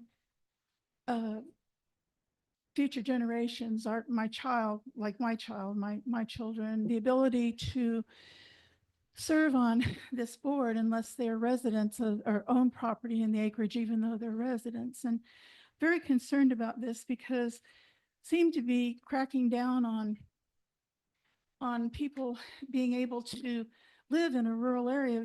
It's hard to afford for young people to afford a rural area, to live anywhere in Palm Beach County, but to live in a place that requires you buy more property, more land. So if you make it so that they can't be a owner of an entire property, then you're kind of cutting off a section of the population that can serve as board members. And you're limiting it also to upper income level people to serve on the board, because middle and lower income people in a younger generation won't be able to serve. And so I'd like you to consider this when you build policy. Like, I spent 22 years of my life in Palm Beach County, sitting in front of the county commission and working with planners from all over the world. They're excellent planners for issues that would increase people's rights, increase people's freedoms and enjoyment of their own property. And you see, I'm listening to all of the regulations and all of the concerns about insurance and fear of being retribution and government influence and government control of every aspect of our lives. I'm saying people in this community were special. Just a few years ago, we were free. We were much freer than we are. And I'd like to see us restored to those policies that we work so hard in growth management to achieve, that we have ex-urban tier policies to protect us, and to, by doing maybe an overlay for this area, like Heritage Farms has, we could increase the laws that protect us and reduce the liabilities, because we do have the laws to protect our land use. So please consider this instead of restricting and making people's lives hell on earth. Please consider making them heavenly and using the position of help your neighbor with surplus funds. Instead of code enforcing people, you can go to them and offer help with the surplus funds to bring them up to standards that are consistent with our area, not urban standards. We need to not govern this area by urban standards, because we did so many years of planning to set ourselves aside from urban standards. Thank you. Please protect. Thank you very much. And that's more of a question and a position to bring to the county. Those are not things we really have much control over. Next. Connie Dalton.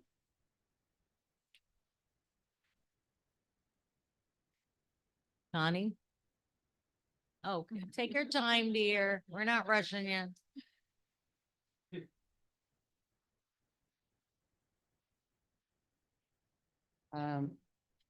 I'm Connie Dalton, and I live at 16030 East Epson Drive, which is on the corner of Epson Drive and 162nd.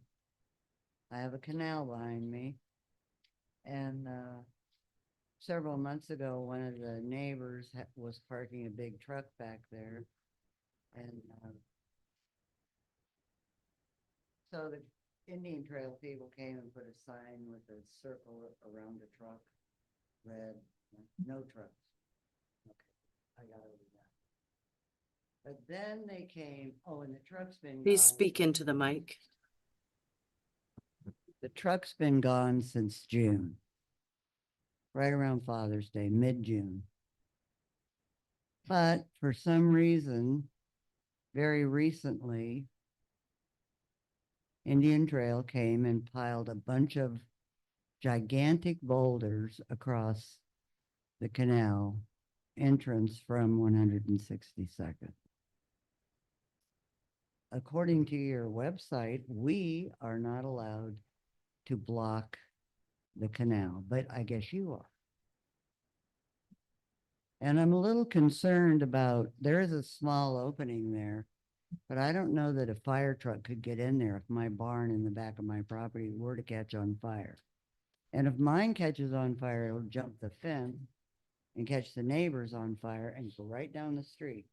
Because most people have either a shed or a barn out there. And my understanding was that that was a right of way for emergency vehicles. But now you have half a mountain piled up out there. I don't know how the hell they're going to get through.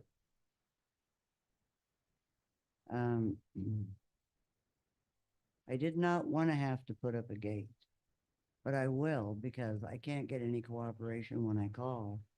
I called to complain first about the sign. Nope, the sign stays. The truck's gone, long gone, months. I think it was gone before you put the sign. I know it was gone before you put the rocks, the boulder. So if I have to put a gate, I will put a gate if you'll get rid of the boulder. And I just think that it's, you know, you're endangering people. And I've driven around, I don't see boulders and signs on every canal. So I believe it's discrimination also. Thank you. Thank you. Will you? Certainly take a look at it. We're not aware of that. Normally, we do not block Right. canal access unless we have a project. So we'll have to review that. Epson anywhere near where that pipe was? That illegal pipe? And I'm wondering, because I'm wondering if maybe that was done. Yeah, check that out. We'll talk about this more tomorrow. All right. Next. William Miller. Oh, We'll okay. Put him to the back. Oh. Renee Hamilton. That's okay. Just Mr. gonna pass. Miller, are you ready to speak?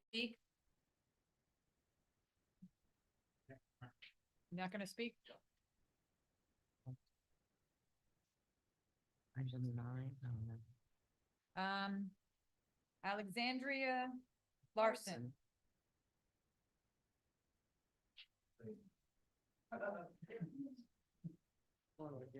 I'm used How to you seeing you doing? from the other side of the screen, but nice to see you. How are you, dear? There's a couple things going on at the county I thought you ought to might know about. Well, I think One, you the s- probably do, but. Well, the city of West Palm Beach pulled a 50-year consumptive use permit. I think you all will be looking at that. It is setting a precedent. It was done by a lawyer named Delaporte, and it's a very dangerous document. There should be no 50-year consumptive use permits in this county or anywhere else. Water management takes care of 16 counties, but that is, he's doing another one in Polk County. He's trying to set precedents throughout the state. Indian Trail needs to watch West Palm because water is connected to water is connected to water. I almost died when I heard the Heritage Farms overlay because I know Rosa died when she heard about that document. Overlays are not the be all end all. Please remember that with the county. Also, they're doing another incinerator, $1.6 billion. We just built one. Now we're going to build another one. This is a problem because it does affect our air. We are in the triangle of 3 sources of pollution: the incinerator, power plant, and then, you know, all the crap they do everywhere else. Our water is being affected by this because my driveway's been black since 2009 when they opened up the power plant. It's just black. It's just the way it is. And I just thought Indian Trail needs to know about this because these are things that are going on. When they, the last meeting at Solid Waste Authority, they didn't even, we don't want Saturday pickups. Well, that's because South County. Why? Because of South. Well, the religious people don't want any trash on Saturday. That's not, you know, church and state are separate people. I don't care what anybody says, but in my world, separate. you know, and I hear, it's really sad to hear that they're putting boulders up and doing different things. I hope you check that out for her at Epson and We one will, hundred and yeah. 62nd. That's not something we. Because this is stuff, these are things that are really, you know, hopefully just send one of the girls to the solid waste authority meetings, to the county meetings, audit them, have them take notes. You know, not necessarily. I mean, sometimes you really do miss stuff if you're not sitting in the room, because they will talk to each other and you'll hear something that you would not hear on the microphones, just like here. You speak very lowly and sometimes you can't hear. So please take that into consideration, because you got some really bad things coming up. And I know some people get mad at me, but I think we do not live in a GL subdivision with 225 homes. The speed bumps are insane, you know, because we're really spread out. And that's just a personal opinion of mine. And I hope you'll take that into consideration too. But we do just have some people audit the meetings downtown, because there were 5 issues on the last zoning meeting at the county. Our county commissioner was not there, and only one didn't go through because a couple of people went to the meeting and talked about it. And the only person who stuck up for us was Maria Sachs. She said that people should be able to live rural, which is surprising because she's be down in left Boca. alone. So Yeah. thank you. Thank you. Sharon Waite.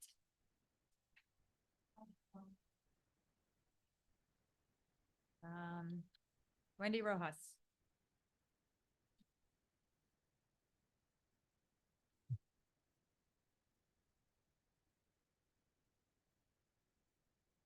Hi, good evening, everyone. Just wanted to speak briefly on the person who spoke earlier about the Acreage Athletic League and all the grievances. I just wanted to share that this basically started out with 2 adults, I should say, one adult giving an ultimatum to another adult about a friendship, which spiraled into the whole league. It was, I can submit all the paperwork, I could submit all the documentation, because I know I only have 3 minutes. The grievance in itself was filed by a parent, whose child was basically the players and himself heard, don't worry about him, he can't catch anyways. So as a coach and as a board member, we, the league, felt that basically is you're held to a higher standard. You're coaching, you're a mentor, you're supposed to be speaking very positively about kids rather than down about them. So the parent filed a grievance because his child felt a certain type of way and felt like he was being degraded. He was given a chance to read the grievance. He was given a chance to read the complaint at that meeting that she spoke about. He declined. He wanted a paper copy. Not sure why. Maybe to post it on social media, as they have done for every moment that has passed, or every event that has passed. So I just wanted to share that with you. The executive board, I recused myself since it was my son's team. So I did recuse myself along with another board member. And the 3 remaining board members were the ones who went towards a level 3. And yes, the level 4 would have been an expulsion according to the coach's code of conduct, which he did not abide by, which I can also supply a copy of. And it was a 1-game suspension. So according to the coach's code of conduct, it would have been a level 4. He was given a level 3, which was just a 1-game suspension, because the board members felt that if he would have won that game, at least he was given one more chance to coach his team, rather than expulsion from the league itself or from the sport itself. So I just wanted to share with you guys that basically sometimes people share the one side, and there's always 2 sides to a story. So I will be submitting all my paperwork to the board just for their review, just for your records, so you have that as well. And I thank you for your time. Thank you. Johnson.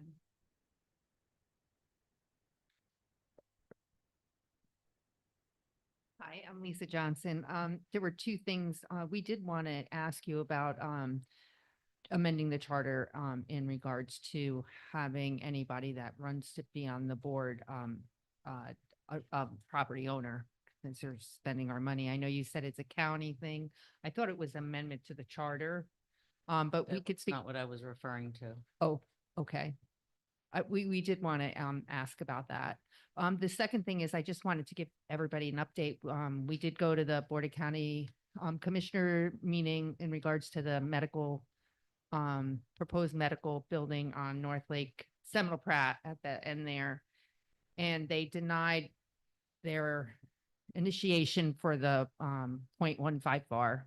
So it was denied it, but we'll be coming back. So we'll keep you updated on that as we get more information. But we won the first phase anyway. So thank you. Thank you. If anything, do we have anybody online?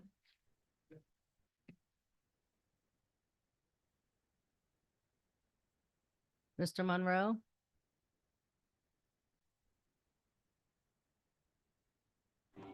Hello, can you hear me? Hello? Hi, yes, we can hear you. Yes, my name is Mike Monroe. I was a member of the Acreage Athletic League girls flag football board this past season, and I'm the one that they're referring to that was suspended recently for one game. You know, for years, I've suspected an amount of improprieties within the Acreage Athletic League. The board somehow, for whatever reason, I always suspected that there's some cheating going on. All right. I'm sorry, I'm speaking off the cuff here because I'm at the field at practice right now. You know, my only grievance is that this didn't all start between two adults giving ultimatums.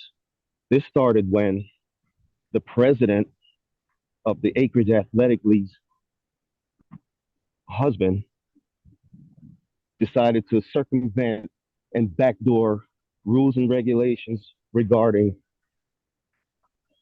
a safety issue that they claimed it to be. I know I don't have a lot of time, and personally, I can't go into everything, but this started, and with what went on and transpired, you know, we've had meetings.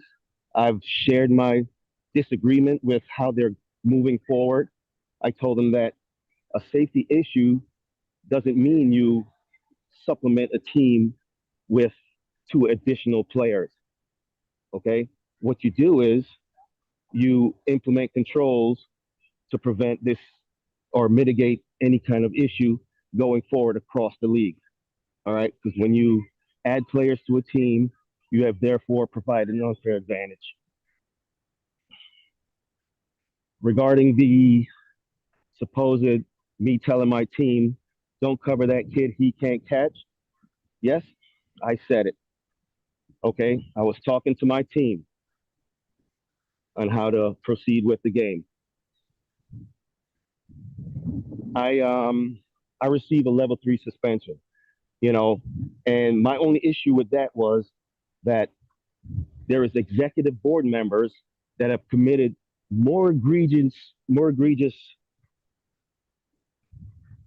violations and seem to have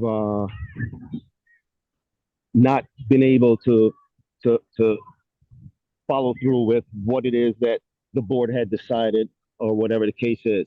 There is a system of doing favors for friends and picking and choosing how you want to apply rules depending on the situation.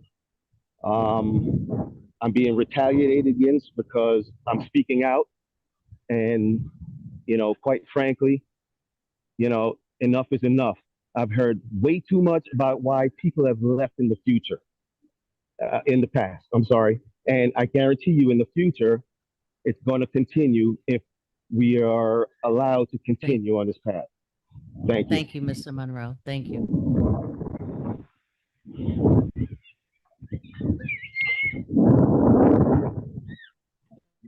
Yeah, can you, thank you.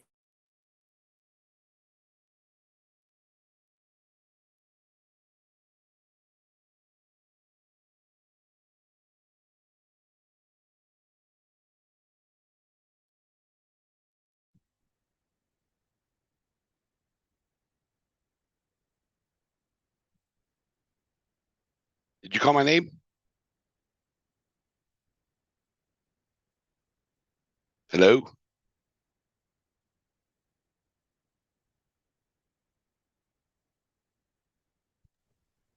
I think the Uh, admin host has been turned off. Okay, because I was on. Hello? There you are. Can you hear us, Hey, Bob? yes, hello, hello. Bob Morgan, Acreage Landowners Association again. Listen, when Miss Lisa Johnson came up to the podium, she reminded me of something, and I'm sorry, I got my dogs barking. Is it I know this isn't a back and forth, but how would I find out in regards to the charter for ITID since 1957 that they cannot get a pay raise? What would it require in order to put something forward to where this can be voted on?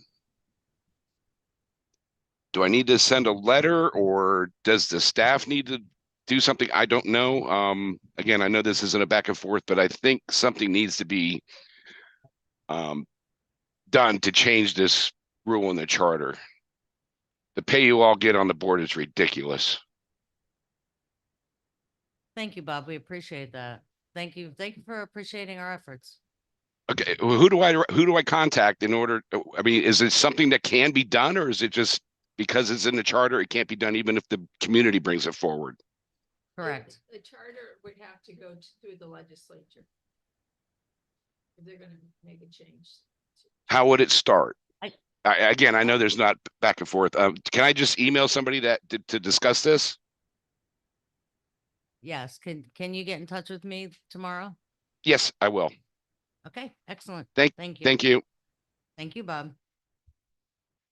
Anybody else? Carrie, anybody else? That's it? Okay. Nobody else in here, right? We're good. Done. Public comment is done. All right. 8-1, Coconut Palm Plaza. Mr. Foy. Yes, this is under other governmental updates. I want to remind you that this is not, we're not asking you to make any decisions on any of the other governmental items. It's an update. It's for your information. It's just so you aren't surprised later that we are not going to move forward on anything that is in other governmental updates. It's an FYI. That's it. So this is information. This is not, no decision, no motions. So first one is Coconut Palm Plaza. If you can blow the first slide up so we can actually see it, it would be nice. The first one's an aerial where you see where the location is. It's Hamlin and Coconut, between Hamlin and North Lake Boulevard to the east side of Coconut. The square on the left is actually part of the project. Also, it just has been separated out for some reason. The area to the east is wetlands and preserve. So that's just where you are on an aerial. Go to the next slide, please. If you'll recall, they came to us a while back and wanted to start initiation of activating the unit. And we essentially said, well, you have to go through the whole process, and we have not started the water control plan yet. We have been waiting to get the site plan. They had originally submitted just 2 buildings on the north part of it. I said to them and staff, if you go forward this, we're going to have to modify the water control plan again because it's not an entire site plan. So what's your entire site plan look like? They didn't have it fixed at the time, but this is now what they are proposing.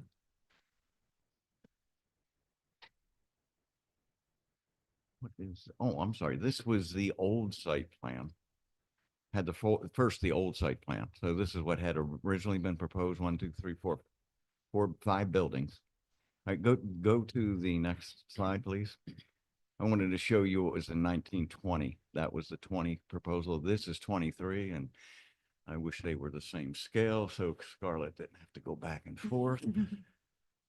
They had submitted this site plan, as I said earlier, it was incomplete. You just see the one building shown.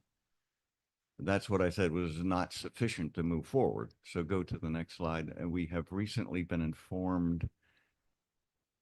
Now you have to go back down. Wonderful.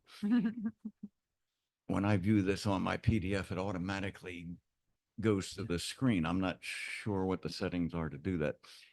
We got this site plan, and as you can see, it's quite different from the original site plan with 5 buildings, and I didn't understand what they were proposing.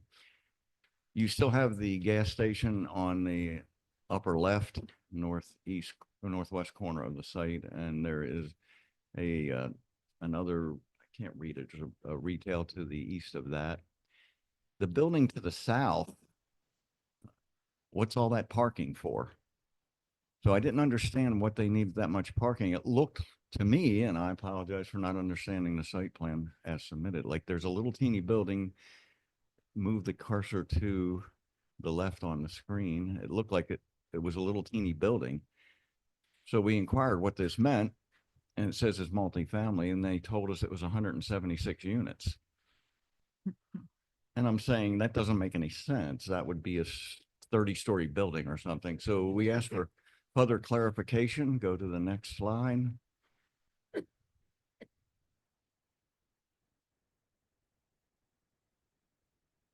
This is what the first floor looks like.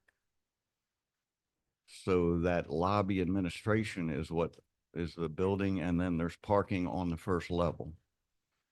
Go to the next slide. This is the second story. And has a big area in the middle. Go down on, well, yeah. Go ahead and zoom out on that. I'm sorry, that was the third and fourth level. Zoom out so you can see the whole thing. That's the third and fourth level. Go down on the slide. This is the second story. So it's a 4-story building. The second story has a landing area, like as if it were the actual ground area. To the left, you'll see some pickleball courts. There's in the center bottom, you'll have a swimming pool with I think they called it a chill pool, which you jump in to be cool. And there's also a hot tub in there. So, and there's other facilities to the right. So it's quite This is quite a indoors? facility. Indoors? That part is outdoors. Or outdoors, okay. So it's surrounded by It's on the the second perimeter floor. building, and the second and third, or the third and fourth floors are above that. So what does that look like when you look at it from Coconut and or Hamlin? So go down for some renderings. That's the west elevation on top, what it looks like from Coconut Boulevard. You'll see the 4 stories. First story is parking and et cetera. They have a parapet that faces Coconut. If you look at the bottom drawing on the screen, that is from Coconut, up from Hamlin. And you can see how massive it is. Go down a little bit more on the slide. That gives you, That's the Hamlin side? that's the north elevation. So that's from North Lake Boulevard. But well, there will be land between North Lake Boulevard and that. And on the right side, you see that parapet again. Go down a little. You're going to ask the question, well, how high is the building? Zoom in on that. I guess since it isn't automatically zooming, we could have done it on the previous. The total height of the building is almost 58 feet without the parapet. And if you looked at the parapet, it goes up to 66 feet. So the building would be somewhere around, if I recall the setback right, which was on the site plan, is around 30 or 35 feet from the right of way on Hamlin. Hamlin has about a 15-foot offset or 10-foot offset from where the pavement is. So you're only about 40 feet from the pavement to this 58-foot high structure. Again, we're not asking you to do anything. This is for your information. Was that the last slide on this one? Well, that's a pretty picture, pretty rendering. It looks nice. Of course, the nice green foreground is what that'll be Hamlin. Yeah. It's not a nice green foreground. The people who do renderings like to make pretty pictures. Go to the next slide. There's really not many trees there if you look at that. Yeah. It's ridiculous. Zoom out a little bit. This is the rendering of what I was talking about. Again, it's It's a pretty picture where on this slide, the pickleball courts, you can't see them because they're behind the building on the left. And that's the large pool and the two facilities, ice and warm water. And that is 10 of 10. Where we are in the process now that they have given us something that a water control plan can be written on, the board did authorize us to go forward on a water control plan. So we will be initiating that process. Will it have traffic impacts? Obviously. Do we control zoning? No. Do we control land use? No. They already have an agreement for drainage, so we have to apply all rules and regulations that we have, and we will make sure they meet all of those. There are certain things that are not in our control. So this is for information purposes, and we will be moving forward now that we have the information we've requested. Through the chair, just quickly, because I was actually gonna bring this up under my report later, but I'll bring it up now so it's fresh. As part of that water control plan, we will also be looking at a fee schedule that's more appropriate, because per acre for the impact on the roads, it's Right. not going to, Right, because how many residents are there in that 1 acre alone? Yeah, yeah, so. 200 and how many parking spaces? It's 176 units. Right. So I don't Times remember. 10 plus the gas parking and second vehicles and, right, yeah. Patty. And another concern with apartments is, especially younger, as one of the speakers earlier said, they tend to split. Excuse me 1 second. Guys, in the back, if you guys can just keep it down. If you want to talk, please step outside because I'm having a really hard time hearing up here. Thank you. So one of the concerns that I have is what you're seeing with a lot of apartments are multiple people living in them because they're splitting the cost for rent. As the speaker said earlier, it's very expensive, especially with the Palm Beach Gardens zip code. So anyway, that's one of the concerns that we're going to be bringing to the board is a new fee schedule and you'll see on the last one that Mr. Foy is talking about. You have another one coming up. And it's the along same Hamlet. with the ones with all the commercial. Yeah, they were supposed to be commercial and they're Right. changing them to Right. residential. Thank you. I'd like to say something One, about that. 1 second, Betty. Patty's ready to speak and then Keith.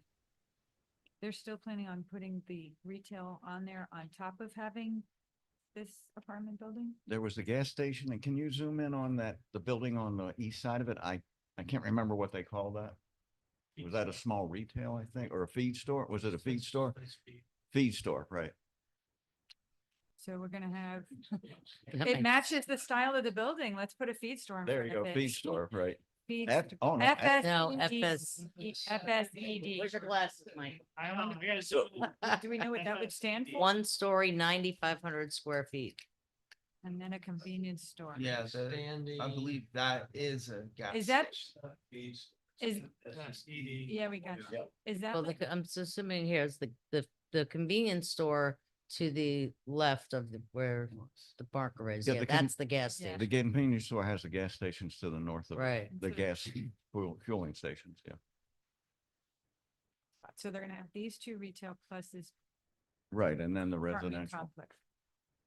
Oh, Maybe it'll be another Publix because we don't have enough. the one got blown away, they gotta rebuild it. All right. Is- I know when we brought this up the first time. I have another question. Are they gonna do the same thing on the west side? Or those are gonna be apartments too? Do you know yet? The latest site plan still shows commercial, Okay. so Question- it's not final until it's final. Question with all these apartments, we had blocked them going on to Hamlin. Egress, road, in roads to go in and out on Hamlin, so we stopped that.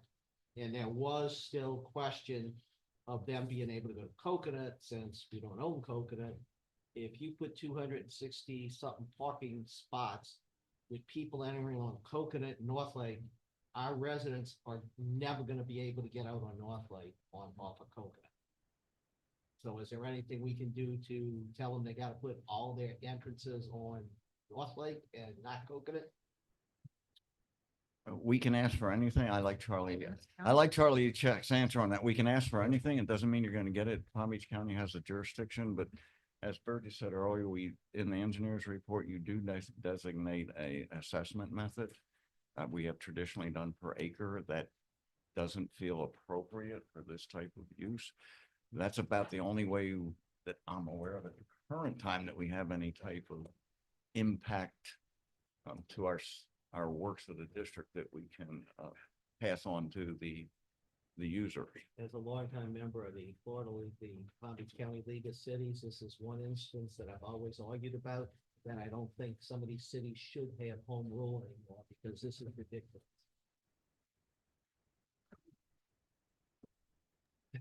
That's just my comment. Right. Well, yeah, the state of, I'm sorry, through the chair, just to address that, the state of Florida several years ago, I believe it was under Governor Scott at the time, they actually repealed the ability for cities or counties to object to any development based on transportation. I mean, that's a simple explanation. Well, that's when he. So that's why Currency. if you watch the recent Palm Beach County Commission meeting for one of the GL projects down south, they were informed that they could not object to that based on traffic concerns. So that's why the county commission approved it. There was actually a statute passed this past year that said that you can't charge for failing roads. I believe that passed, didn't it? Burgess? Yeah, I believe That so. They added special districts in that too. So the other thing I wanted to bring up is that there's absolutely no buffer there between that apartment building and the Hamlin Boulevard. And so this is something that really, I think our residents need to be attending the Palm Beach Gardens meeting. This hasn't been approved to my knowledge. You know, we can oppose it with them. We're going to have to. It is not appropriate. But also, because of the fact that there's no buffer that was originally there, I can't remember what was in the original one, but I seem to recall there was at least 25 feet of a buffer, and to the north of where the sidewalk was, and there was going to be an entrance there. The justification was that, you know, if somebody was walking down Hamlin, they might want to enter the commercial plaza. This is entirely different what they're proposing, and I don't think there should be any even pedestrian connection to Hamlin Boulevard there. I think it's going to be a problem. And if you look at the flow for that particular building, it doesn't look like there's but the one driveway to get in and out of there. I don't know if you can get in there from the North Lake entrance. But how is that going to work when somebody is coming from the east on North Lake and has to get in off of Coconut? It just doesn't make sense to me. So I think there's quite, excuse me? There is an entrance, you can see there's an entrance off of North Lake into the property by that FSED store. Okay. That will be eastbound only. Yeah, That's- right turn. Yeah. But then there's something here, there's Yeah. a driveway that goes south, If you go to so there the, must be an entrance. if you go to the east, they have an extended driveway, and I'd have to check to see if there's a median opening in North Lake at that point, but can you move, yet see, there's another driveway there. There may be a But- median opening. But if you're coming from the east on North Lake, how are you getting in there? Well, that's a right turn only, so you're gonna have to go down Coconut, make a U-turn and go back in on Coconut, or come back. This is my make a U-turn. point. Here. Yeah, it's terrible, sir. You're right, it's It- terrible It's circulation. really, really terrible. And I think, I don't know. I just think that we need to be objecting to it at their meetings, because they may not care about it, but it's going to be terrible for for Coconut Boulevard and for our residents in North Lake. It's gonna be very dangerous. And I think the county should have something to say about that as well, so. That's their employees. Did we ever find out whether they're using the Live Local to do this, or is this they're qualifying under Palm Beach County's plan or the Gardens plan? We can verify that, but I believe that they're just doing it under the normal Palm Beach Garden zoning, but we'll verify that. Okay, so wouldn't Palm Beach Gardens normal zoning require a buffer to surrounding areas where it's incompatible? Because this is not compatible. And so that would be an argument that we can use with Palm Beach Gardens, and I would recommend that our staff write a letter to that end, that it's not compatible, it shouldn't be approved, and it certainly needs to have buffers. Through the chair, I'm right now trying to schedule a meeting with the Palm Beach Gardens City Manager, Ron Ferris. And I'll have Mr. Foy tag along with me. Maybe we can also meet with the planning director. So again, I would like the board to take a position on that, because there's something else that we're not talking about here, and I'm going to bring it up for everybody to be thinking about. That as these commercial properties turn to high density residential along North Lake, it's going to do a couple of things. It's going to, if we're providing services to them and they're within the boundaries of ITID, that now becomes a high density voting block, just like Bay Hill and Madison Green, who are nothing like us. They're not getting the full services from us, but they're deciding who is going to be on our board. And we have enough outside influences. The other thing is that I think that it helps expedite annexation of more of our area.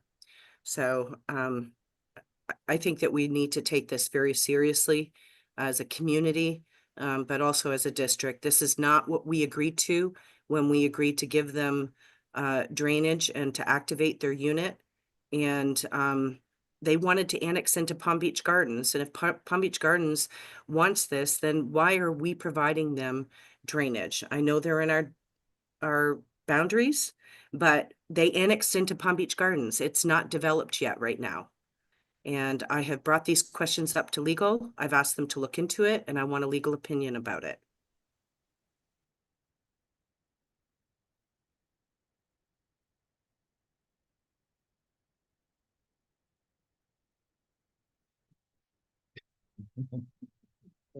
Took a break. I'd like to see you guys have your meeting with Gardens and have legal involved. And just find out exactly what the plan is, and then bring it back to us to go from there before we. No problem. Through the chair. And there's no reason that any one of you cannot go and meet with their elected officials. We'll try to take care of it at a staff level, but at the end of the day, it's the city commission of Palm Beach Gardens that takes a vote. I'm happy to do that. This might be off the top, Jay, but West Palm Beach has stopped us all these years from State Road 7 because they say we're gonna pollute their catchment area. Can't we say this development's gonna pollute our water supply, all our houses, and stop them by doing that? They will be required to meet the regulations on water quality, so if they do that, we're not a wetland or protected environmental area, so if they meet the regulations, that would be a difficult road to travel. If they don't meet the regulations, they're not gonna get a permit. But Jay, are they Because they've had an issue with putting 441 in because of water, putting more people on the roadway, this would be an issue. They must promise you, but. Yeah, we might want to talk with West Palm and get their lawyers to help. Sorry. Jay, are we getting increased drainage from them? From this development? This was part of the Elmore agreement, so no. Yeah, I asked Mary to take a look at that as well. I believe we entered the Elmore agreement without requiring them to get additional discharge through South Florida Water Management. And I haven't looked at, we just talked about it just recently, Yeah. but the thing But is the- that well, they did make a contribution to Elmore as part of, for a financial contribution for building the road. Right. That was how many years ago, Mary? 20 years ago? And Probably yeah, more. yeah. Okay, but it was also never intended that that was going to be what is being proposed there and high density residential. So I think we need to take a look at all of that. I think when Keith just mentioned, I think it was supposed to be. That's the post office property.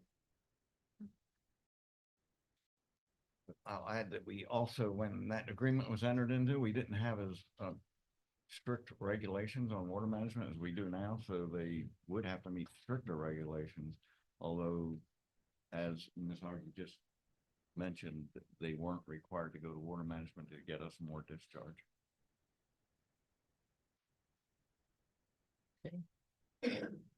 Thank you.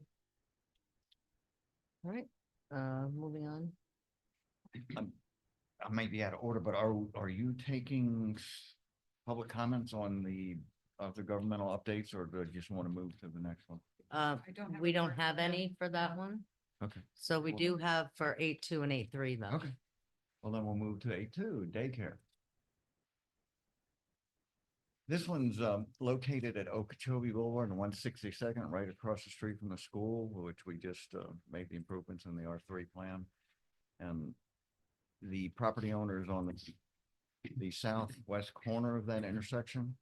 It's a standard 1.25 acre lot or so, maybe 1.5. I didn't look that up, but they're proposing to put a daycare in there. As you know, Palm Beach County does not allow entrances onto county thoroughfare roads. There is an existing entrance for the house. That's a driveway that's existing and allowed. They also have an entrance onto 162nd. Obviously, when you have a daycare, it adds more traffic. But the county and the ULDC says, no, you can't connect to Okeechobee Boulevard. They have one entrance. Yes, this is the first two. They have one entrance that would be onto 162nd, directly across the street from the school. And as you can see, it's a small daycare, but go on to the next slide so you can see it on an aerial. This is the site on an aerial. If the county would allow an entrance onto Okeechobee, it would have to go through a through lane, a left turn lane, and scroll down a little bit. There you go. And go across traffic. And I'm sure Okeechobee Boulevard will expand the road at some point in the future. It would not be a safe condition. Through the chair. Are they gonna tear down that little house there and build this? It's an addition to the existing. They're using the existing and expanding on it, adding. Guys, it looks cool. Yeah. Yeah. Yes. And I can't hear whoever's speaking there. so Yeah, ma'am. So the entrance is proposed to still go across our turn lane, but they cannot push that entrance past the turn lane. So I just wanted to show this to the board as an informational item. The county has made what I feel is somewhat of a strange request. They wanted the applicant to get a letter from us addressing this driveway, and the way it was worded was they needed to have a meeting with us regarding the use of the land. We do not have jurisdiction over the use of the land, but the applicant said it was informed verbally that it was to address the access on the 162nd. So, I mean, we don't, in my opinion, we don't have, if we denied the driveway permit, it would be against our policy because we allow driveways. And it would put the owner in a position of having no legal access to their lot if they change the use. Now, the county doesn't have to change the use.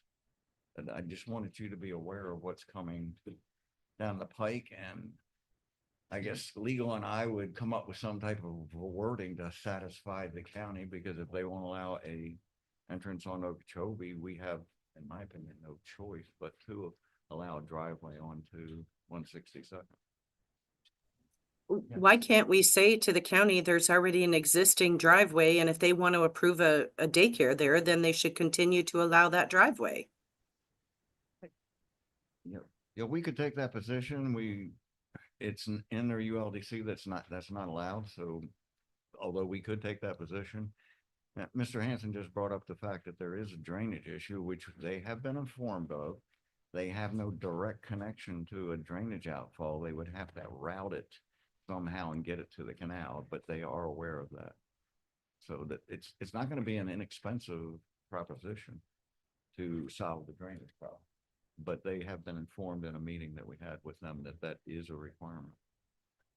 If we're gonna offer them a permit, this now becomes commercial. Right. It becomes a commercial property. I thought that with commercial property, we don't allow access onto our private roads. Exactly. Private, they're not private. Well, I'm not legal, but I'd be careful about the use of private road. Yeah. So we do happen to own that section of 162nd. That is our fee simple road. And we would get into a, let's say, conversation with Palm Beach County if we pursue the avenue of, you have to have the entrance on Okeechobee.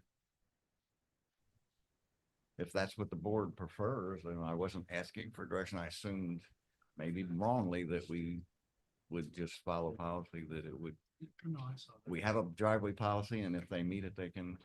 After they ask, to meet with us, have you spoken to the county since then to just verify the information that the county is actually looking for? Because like you said, that didn't make sense that they were asking us about land use. So No, I had that conversation with Scarlett this morning, and when I read the comment, and we haven't followed up yet to Okay. see what they exactly want. all right, let's look at that first. Let's talk to the county and then go Hold- from there with this, because this is, Hold on a sec, because our driveway policy is for residential use. It is not for commercial or institutional.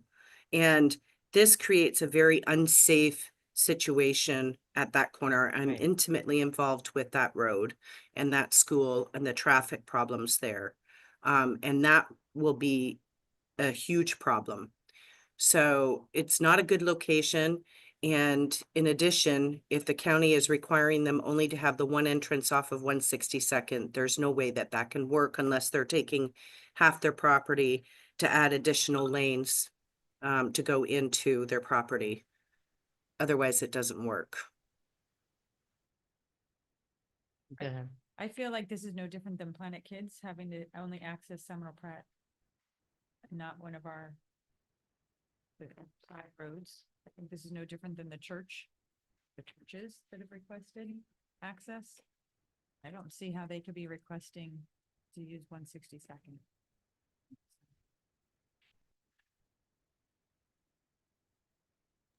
And I'm sorry, who did they meet with? We had a online conversation, a Zoom meeting, or whatever form it was, with the applicant to discuss the project. Through the chair. And I and believe who was in that meeting? Mr. Foy and I were in the meeting. The actual meeting, I believe, was with Alfredo Medina. And their consultant, Yeah, the owner and the consultant. Yeah. yes. The request for the letter Okay. came from the applicant, the Right. landowner, Okay. as requested by the county. And Scarlett, did you have something to add on the language? I saw you started. Yes, she sent another email this afternoon and it probably crossed. I forwarded it, but it probably crossed.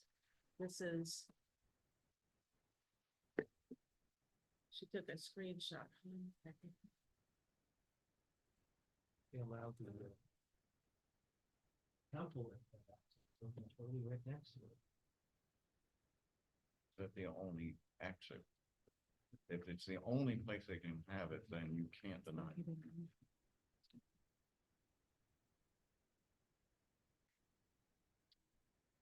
We see a picture up there. Can you get rid of that? You don't like seeing the puppets? Well, it's in the way of the words. And that specifically says that ITID has no concerns. So when did we tell them we have no concerns? When this has not been discussed with the board? We actually never stated that we had no concerns. We actually did have several concerns, and Mr. Foy made it very clear, as did I, that we needed to come to the board first, but in no way did we say we had no concerns, because my biggest concern, you have of course, the driveway, but it is the drainage. Yes, we did make it Yeah. very clear that the drainage was a concern, and we also stated that crossing the turn lane was a safety issue, while acknowledging crossing the turn lane on Okeechobee would be a higher level safety issue. Well, that could be easily resolved by adding a turn lane in front of their property that could go into their driveway. If you are exiting their property on the 162nd and you want to go straight or turn right onto Okeechobee, you would still have to cross the left turn lane on 162nd. So the main concern is having to go through a turn lane to get to the lane you want to be in. And that's true on both Okeechobee and 162nd. Through the chair. Didn't we just spend like $500,000 for modifying that road, so then someone's gonna go ahead and enter it and screw up our 500,000 investment that our people paid for? We have spent, Exactly. I don't remember the money, but yes, we did spend money and we have improved the situation. The school board put 495. money, and will this make it worse? Yes. It doesn't go back to what it was, but it is a conflict with what we just did. And the traffic is still backed up there. It's not near as bad as it was, though. I think we need to really be clear that our driveway policy is for residential properties. It's not for commercial. And the way that this is designed doesn't work at all. In addition to whatever other concerns you have with respect to drainage, if it's changing the use, again, we're ag residential. That's what they're zoned for. I don't know, if the county has policies and they're in conflict with our policies, are we supposed to capitulate so that the county can change the land use? I don't think so. So if I may, I've heard that we need to go back to the county and find out some more information, and Please. we need to clarify, and we will not author a letter to the county saying it's okay, or any other type of indication Correct. on 162nd driveway. Thank you. Yes. Okay, thank you. And we do have public comment on this one. Alexandria Larson.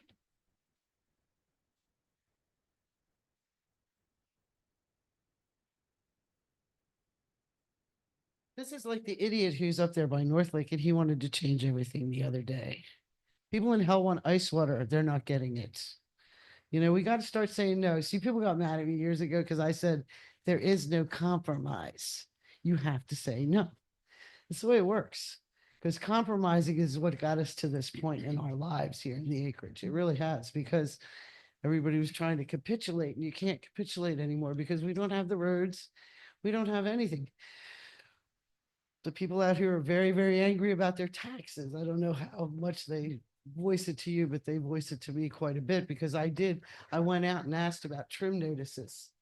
I went to Lake Worth Drainage District, and us, Northern, people are paying a hell of a lot less to Lake Worth Drainage District in Northern than they are to Indian Trail Improvement District, which makes it, but they don't have roads and parks. That's the difference. But that's really hard to explain to your constituents. Then they'll say, get rid of the parks. They're just they're cranky. But this is another one of those situations where people bite off more than they could chew. You can't put in a daycare center just with that traffic on Okeechobee at 162nd when that school's going in and going out. Some little hellion's going to run out in the road and, oh, well, guess what? Watch your kids. That's where we're at right now because we're taking on all this responsibility and you spend thousands of dollars doing these studies and it says it isn't going to work. A square peg is not going to go in that round hole. It's that simple. And that's exactly what we said at the county the other day. It doesn't work. And, put signs up. It doesn't work. Get out, put gates up. You can't come in unless you live here. I don't care how you fix it, but we do have to fix things out here because it's out of hand. Everybody wants more money. Because the guy with the medical center up there on North Lake and Seminole Pratt, he's like, well, I bought it 20 years ago and I want to make lots and lots of money. Well, his neighbors disagree. And they brought an attorney. I agree with what they did. But please look into that. Does everybody have to have their own attorney on retainer 24/7? That's where we're headed. Thank you. Thank you. Mr. Medina.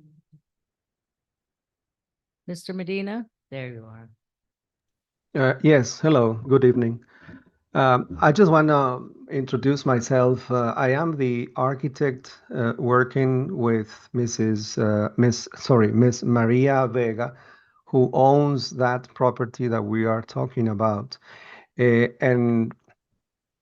And I understand that it's already late, and probably we're not going to have the time to discuss all of these aspects. So I would like to request another meeting to follow up on this issue.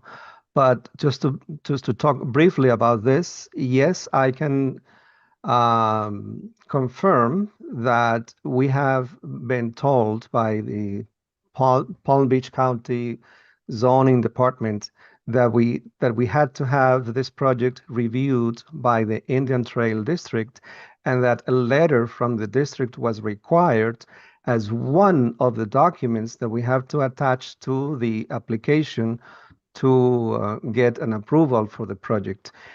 And so that's why we submitted these drawings that you're seeing a couple of months ago. And at that meeting, I got the request to provide an aerial photograph, exactly what you're seeing. So I provided the image. And yes, there were concerns about the drainage. So we hired a civil engineer who is working on presenting a solution that later on we will present to you. And then we hope that presenting the solution for the drainage and with your approval for the connection of the parking layout with the road, that we can finally obtain that letter of approval or letter of green light, let's say, so that we can go back to the building department and see if we can get the project approved, which is only the zoning, is not a project yet.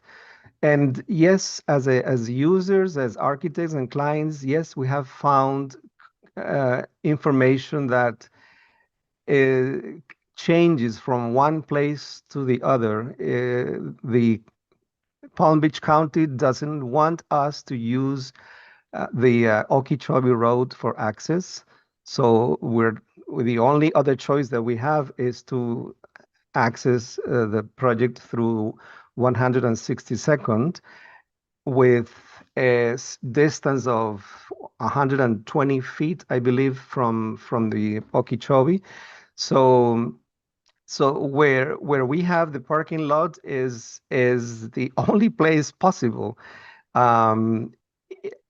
As mentioned in the meeting, using Okeechobee will have even more issues with safety of cars coming in and out. So we are proposing to use only 162nd. Thank you. Thank you. Is there anybody else online, Carrie, for that? I No? just- Thank you. I have one other thing I want to remind everyone. The problem that existed for the traffic for the school on 162nd was a long-standing problem. It was one that we worked with the school district and the county, and we begged for them to resolve. They wouldn't. So we included it in the R3 and we got it done.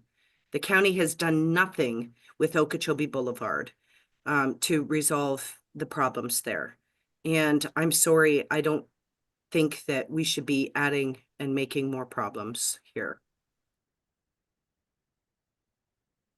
Thank you. Okay. 8-3. Yes, this is the old Unit 19B. We haven't even been authorized by the board to start the order control plan. So this is really, really preliminary. The engineer for the site that they were trying to devise a site plan for called and wanted to talk about an engineering issue. If you'll pull up I took a screenshot of what they showed me. They told me they would get me a site plan today. It hadn't come in. I just checked on the email. It hasn't come in to me yet. So this is real preliminary. They were working on revisions today. It doesn't have number of units. It doesn't tell you much of anything. But in our conversation, they said that it's only commercial in the upper left side of that site. On the east is on the west, the left side is 140th. Hamlin's on the south. And the development doesn't quite go over the next road to the east. To the north up top is North Lake Boulevard. This was previously presented to us a long time ago with just the west half being developed all as commercial. This site plan shows a tremendous change. The only commercial left, as I said, is in the northwest. The rest of it is residential. It looks, well, first off, the entrances there is a main entrance, which the arrow is pointing to now. The secondary entrance off North Lake to the east of that to the right, I was told is an emergency exit entrance only for fire access. The other entrance exit is on 140th on the left side. We have a traffic calming island right there where this entrance is proposed. And that was their question. That was the reason they wanted to talk to the district engineer. What do we do with that? And Is that one that FDOT did? this is one that we did it, and we still have jurisdiction over 140th there. This is a real small one. This wasn't the bigger ones and better ones that FDOT does. What does that FDOT stop at on 140th? Heading, if you're going north. I do not recall. Sorry. Okay. Well, get back to me. It's at Temple. So the darker residential, it appears to be townhomes, but again, I don't have a site plan. Right. I sent an email today asking what the little rectangles are. I am concerned that could be more than one story. So, or more than 2 stories like you would have in a townhome. So when I get the site plan, I will give you that information. There are no entrances proposed on Hamlin. The majority of the Hamlin frontage is the lake. And they are aware that they have to meet the surface water management policy. The entrance onto 140th, we do have jurisdiction over. So whatever they come in with, the board will decide what access they actually get. So this is extremely preliminary. It's also in Palm Beach Gardens. I'll say that. Again, no buffers. Does Palm Beach County hire traffic engineers? It's a rhetorical question because you're showing this and we know Avenir and everything else. It's like, how is traffic gonna get anywhere on Northland? This is absurd. As Burgess, Mr. Hanson referred to earlier, yes, they have a traffic department and traffic engineers, and yes, the applicants are required to submit traffic studies, and that has been done for all projects that get approved. As Burgess said earlier, the state has somewhat tied our hands on comments to limit development based on traffic. So Is this something that we need to get with our legislative delegation and tell them to go up to Tallahassee and tell them that something needs to be done? I'm sure this is happening all over the state, thanks to Rick Scott and no concurrency, but you know, something's gotta give. You know, I feel sorry for the people that live on Coconut or off of similar Pratt, the Top Hat, the northern part of the acreage. Forget about it. They're not moving anywhere. Anybody to the south that needs to go that way. I know you said it was rhetorical. As I'm an elected official, also I'll give you a non-engineering answer. We have been losing local home rule for years. And as I said earlier, and Charlie Sheck, I love it. You can ask for anything. Not said in that statement is good luck getting it. So that's my non-engineering response to your comment. Jay, is that wetlands on that property? Yes, as a matter of fact, that's why the original site plan had 2 areas of wetlands. They preserved the eastern part of it. They're proposing a lake where the other wetlands was, and I don't know how they're mitigating for that, but they would be required to mitigate for the wetlands.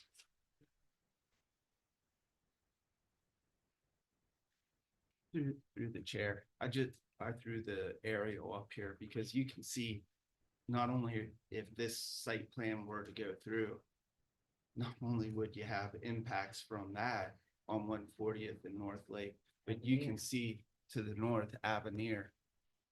So 140th will essentially just be a parking lot during peak hours. And nobody's gonna go to North Lake, everybody's gonna head south on 140th. Or on Hamlin to get to another north-south road. Coconut in front of my house, can I put a toll booth? No. Goodness. Okay, we have public comment for this. Alexandria Larson. She walked out. Did she come back in? Alex? I have a question for Mary. Mary, the easement that the county has, does it go up to Hamlin on 140th as well? Betty, I don't know. I haven't looked at it, but I don't think so. I don't believe so, no. I don't think so, but I haven't looked at it. I think we need to start talking about what we're doing with 140th. Cause I think it's time to put gates up there. Or build a wall. Chris Karch has said for years to put gates up at Coconut 140th Hall, and you have a little card to get you into the acreage. You live here, you come in. If he wouldn't have given our roads away for $1, we could have. I know. Well, he didn't do it. He was always the no vote. But it's funny because you got to say hell no, people. You're going to have to start saying no. You just got to. I do it all the time at the county. Believe me, they're not going to kill you because you say no. I've been told for what, 25 years that they were going to kill me. You know, because see, if Scripps had gone in, all of this would have happened in 2004. Remember that. This crap over here, that crap up there, and it is crap. Because Vavris never wanted to build. I mean, it looks like you're going in the Hobby Lobby when you look at Avenir. They got the little, things up there on their top. I mean, it just doesn't look like anything that's rural at all. We are rural. We can say that. You can say whatever you want at the county. You can stand on and spit out wooden nickels. It's just, you got to say no. It's time to say no. That's ridiculous, that thing that they showed up there. I mean, there's no buffers. There's nothing. Probably townhomes that are 3 stories high, 56 feet, Jay. I don't know. How many feet? What do you think? Doesn't belong here. And it's time to say, you can say no. The county, they have their ideas and we have our ideas. But the people out here are the people that you answer to. They really do. It's time to say no. And I started saying no in 2004. The first time I walked in this building, I said, Scripps ain't going there. And we made sure that didn't happen. It was late people who did that, a couple of them, in the Sierra Club. That's who went to Club Fed to stop it. you might have to go to Club Fed and defend yourselves. You just might. And it would be worth it because you were protecting our lifestyles. And the gates, they sound good to me. It's just a little card that says, it lifts up and you come in. That's it. Thank you. Thank you. We Yeah. haven't even discussed the other monstrosity in front of Vega. Oh, not tonight. That's not tonight. Okay, moving on. Item 10. Parks, facilities, parks and recreation. Approval to, facility use permit for Breakthrough Athletic League. So this is the same that they've been doing for the last year and a half. It's just a new pickleball season, basically. They have no new requests.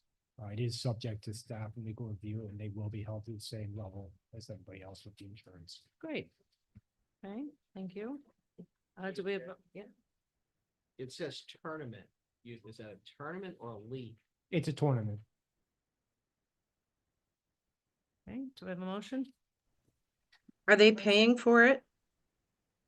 They've been requesting fee waivers this entire time. This has been going on about a year and a half now, and the fee waivers have been approved. I wasn't this was aware that part there of was it. a fee waiver as part of it. It's in the permit. Well, I think they should be paying.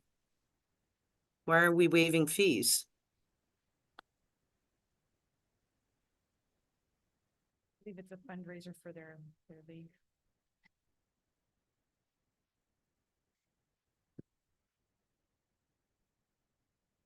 I make a motion to approve Breakthrough Athletic League's permit request to use Sycamore Park for their season 1 pickleball tournament, subject to staff and legal review. Is that season 1? Yes. For the upcoming year. Gotcha. And they did address the fee waivers at the last meeting regarding this, from what I remember. Do we have a second? Public comment? None here. Is there any public comment online? Seeing none? Okay, let's call the vote. All in favor? Aye. Keith? No. Betty? No. See that it passes 3-0. 3-2. Oh, 3-2. I'm sorry. What am I saying? Oh my God. Time is, I need a break. I know. Sorry. Don't want. Okay. 10-2. Updates to the facilities, parks and recreation policies and procedures. Okay, so let me pull it up real quick.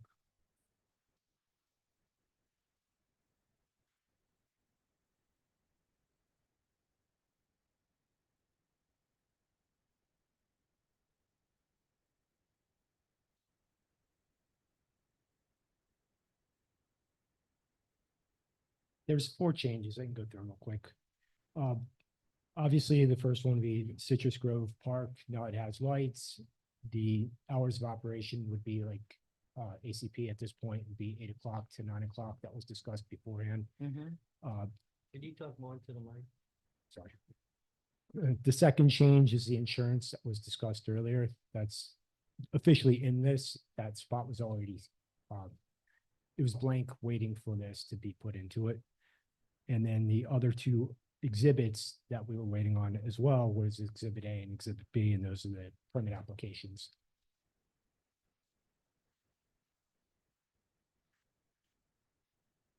Do we have a motion? I would again bring up the fact that the insurance requirements that we adopted earlier are not. I think we need to have a policy in terms of a waiver. What does the waiver look like? And what the process is for that waiver and who approves it. And that needs to be part of this policy if we're making the insurance requirements part of the parks. And I'd also like to bring up the fact that the lights that are at Citrus Grove Park are actually not sufficient lighting for the field if you're actually trying to play a game. So can we look at that, because the lumens is not enough? There's a lot of dark areas Yeah, we were gonna go out there and actually add a little more lighting out there. That was basically get through the Halloween event at this point. We do have a little more funding that we can get some lighting out there to address Okay. that issue. As far as what you were just asking about, as far as the waiver, all municipalities basically have that permit, and that is in itself basically a waiver that attaches to the application. It's an item that once you apply at a city for a rental or an event, you have to then go to the actual facility to fill out the rest of it, the actual contract itself, let's call it. It's not really a contract, but this, I have it up on the board if you guys can see it. It's got the checklist, and it also has the person initialing each section for the permit, for the rules. And at the very end, it talks about the insurance coverages that would be required. And you also have at the very, very end, a waiver and acknowledgement of the entire thing as well. So the district has different levels of protection, and this is just one of them. This basically says that they understand the policies and procedures and everything else that is required for the request. Can you scroll up on that permit? Because I thought I saw $1 million instead of $3 million. Didn't we just adopt 3 million? For the SAM, I don't, which section? right there, yeah. So we're requiring that of everyone that gets a special permit now, is that? The SAM coverage was mostly around the children, depending on the event. So this is where it's kind of an internal decision that would be based off of what is being presented to the district.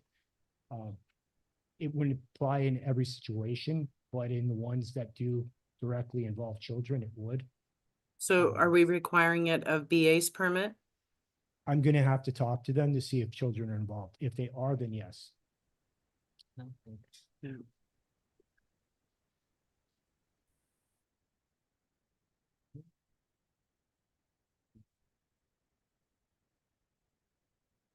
Any other questions?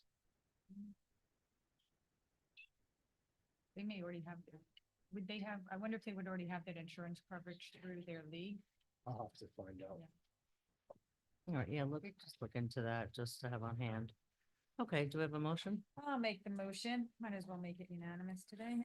Motion to approve the updated park hours to Citrus Grove Park, updated insurance requirements, updated insurance requirements as stated in section 14, and the addition of Exhibit A and Exhibit B to the facilities, parks, and recreation policies and procedures. Do I have a second? Second. Well, public comment? Do we have anybody online? Nope. Okay, let's call the vote. All in favor? Aye. Aye. Betty? But I do want this insurance discussion for the parks to come back, because I think that we need to have further discussion on it. All right, item 11, the consent agenda. Motion to approve. Motion to approve consent agenda items 11.1 and 11.2. Second, anybody? Second. Public comment on the consent agenda. Seeing none here. Call the vote. All in favor? Aye. Aye. Steve? Obviously. Betty? Aye. Betty? Thank you. Okay. Have presentations.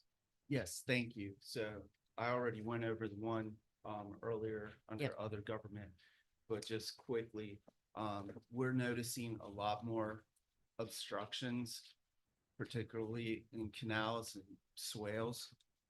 So we are pursuing that, and for instance, we have an issue along Royal Palm Beach Boulevard, where somebody recently bought and they put trees, guardrails, and everything else on the canal top. So, and they do not want to remove it. So Mr. Palin's been dealing with their attorney and they have not responded. So we are going in to remove that, and then we will go back and charge them for that cost. And if they don't do it, then if they don't repay it, then we'll have to come to the board and to see what action you want to take at that point. We also have an issue on just east of Royal Palm Beach Boulevard along 40th Street North, which abuts La Mancha to the south. We are having individual property owners there trying to put in rear driveways for boats, RVs, campers, whatever. La Mancha residents. Yes, La Mancha residents. So we've sent letters, cease and desist from Mr. Palin. And when our staff has approached the homeowner, he's like, well, I'm gonna do it. You can't stop me. So we will be, and we can do this administratively because the cost does not exceed the procurement policy. But while we're putting guardrails in along 162nd and Sycamore, we're gonna go over to 40th and putting guardrails there as well. Didn't we already put guardrails there, Rob? Through the chair, yes, we have two sections up there that were individual lots, but it does not go the full length from Royal Palm Beach to 110th. Have we notified Royal Palm Beach that their residents are doing this? Yes, I have. I've notified both the village manager, Ray Liggins, as well as their director of building and code enforcement. I forget his name now. It's Bill something. So we sent them photos as well as a narrative about it. So, but that's a separate issue for them about from a code enforcement issue. So any questions on that? So earlier this week, we began the guardrail installation at 162nd. There were one or two properties that asked if they could, if we could not put it in as they're building a driveway onto 161st. So we did do that.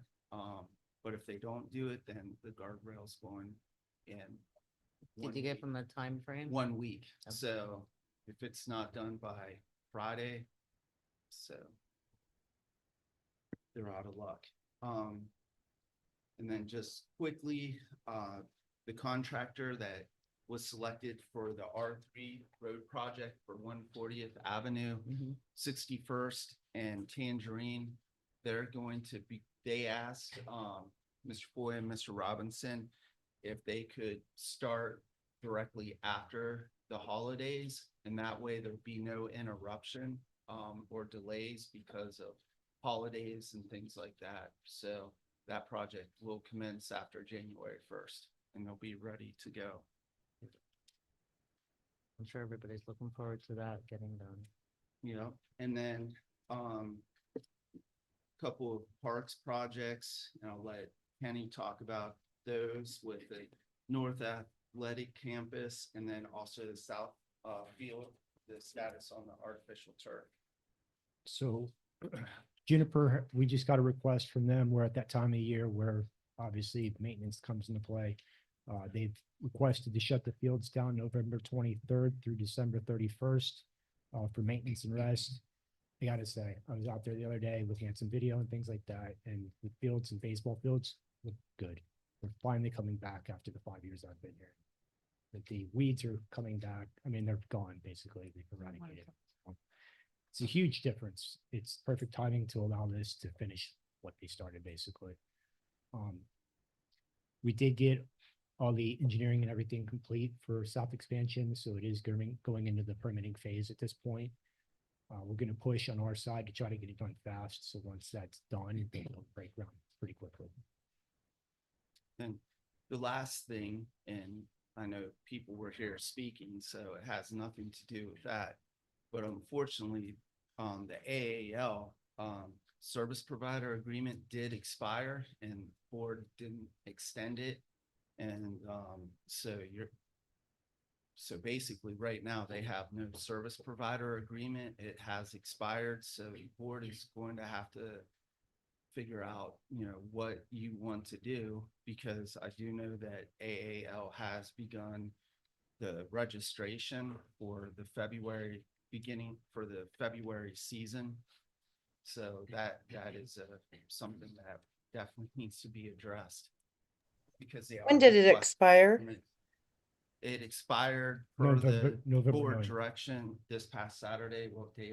November 9th November was 9th. the verbal the extension. The end Why of flag wasn't, season. why wasn't this on a previous agenda for the board to discuss? Or even on this agenda? Well, because we were waiting for them to submit the necessary paperwork of their organization that was requested. Yeah, so to that point, at the last meeting, Mr. Lawrence said that they hadn't submitted any of their paperwork, when in fact it was submitted on October 1st. The only thing that wasn't submitted was the registered bylaw amendment. So it's curious why this wasn't on an agenda and why that was told to the board that it wasn't submitted. As far as the articles of incorporation and all the requests. They 'Cause I never apparently, received anything, I never received anything on that, and it still doesn't show up on the state site. okay, well, I was forwarded a copy of the email that was sent to you, Kenny. So, and the state site was the only thing that they were waiting for, which apparently was mailed in. So I'd like this to be on the agenda for next month for discussion by the board. We didn't hear you, Wendy. I'm sorry. I'm sorry, for the Sunday website, according to the processing, time or whatnot, everything by the 24th or the 25th. Can she come to the microphone? Because I can't hear her. Wendy, come on up.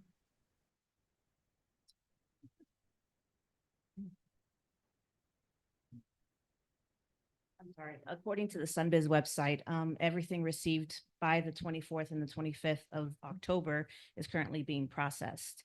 I sent it FedEx, next day. I sent you the email on October something with the, just comments on the SPA. But yes, it was just missing the confirmation of the, filed article, of the amended articles that we had a workshop on. Other than that, the website just shows that everything is being processed, that it was received by the 24th and the 25th. So it should be showing up hopefully in the next few days. And I can What did you have to submit to them that you couldn't just do it online? It was, we submitted a check and we submitted changes per the, what we discussed in our workshop, just updating the address, updating everything to our address rather than the district. So we sent an actual physical copy of. So the you didn't change. start a whole new corporation? No. So doesn't that keep you under the ALA then?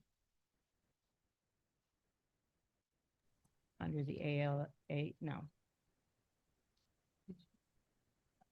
Because I know that's what we talked about, you guys starting a whole It was, new. no, it was in They're- their old articles. They've never operated that way.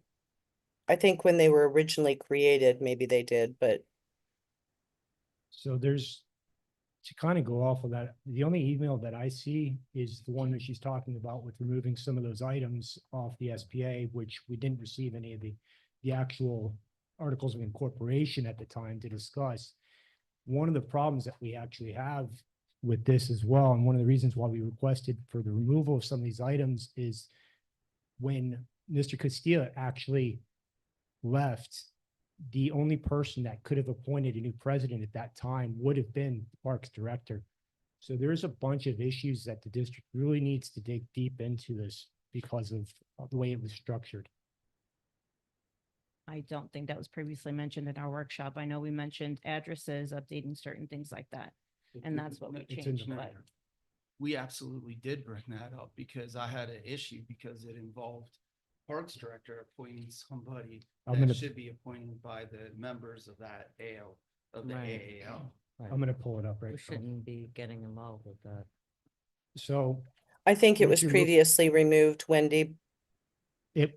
so as of the 2015 Articles of Incorporation that we were all going by, because it was the last one filed with the state, on March 24th, 2009, there was an amendment, V2.1, where they deleted the corporation, the directors basically that had voting rights to pick a new chair. And they changed that to the ITID Parks Director to appoint the new chair once that would happen. We've never seen anything. That was one of the items that we did bring up during that workshop to have it changed. Plus removing all of the addresses that tied ITID to this.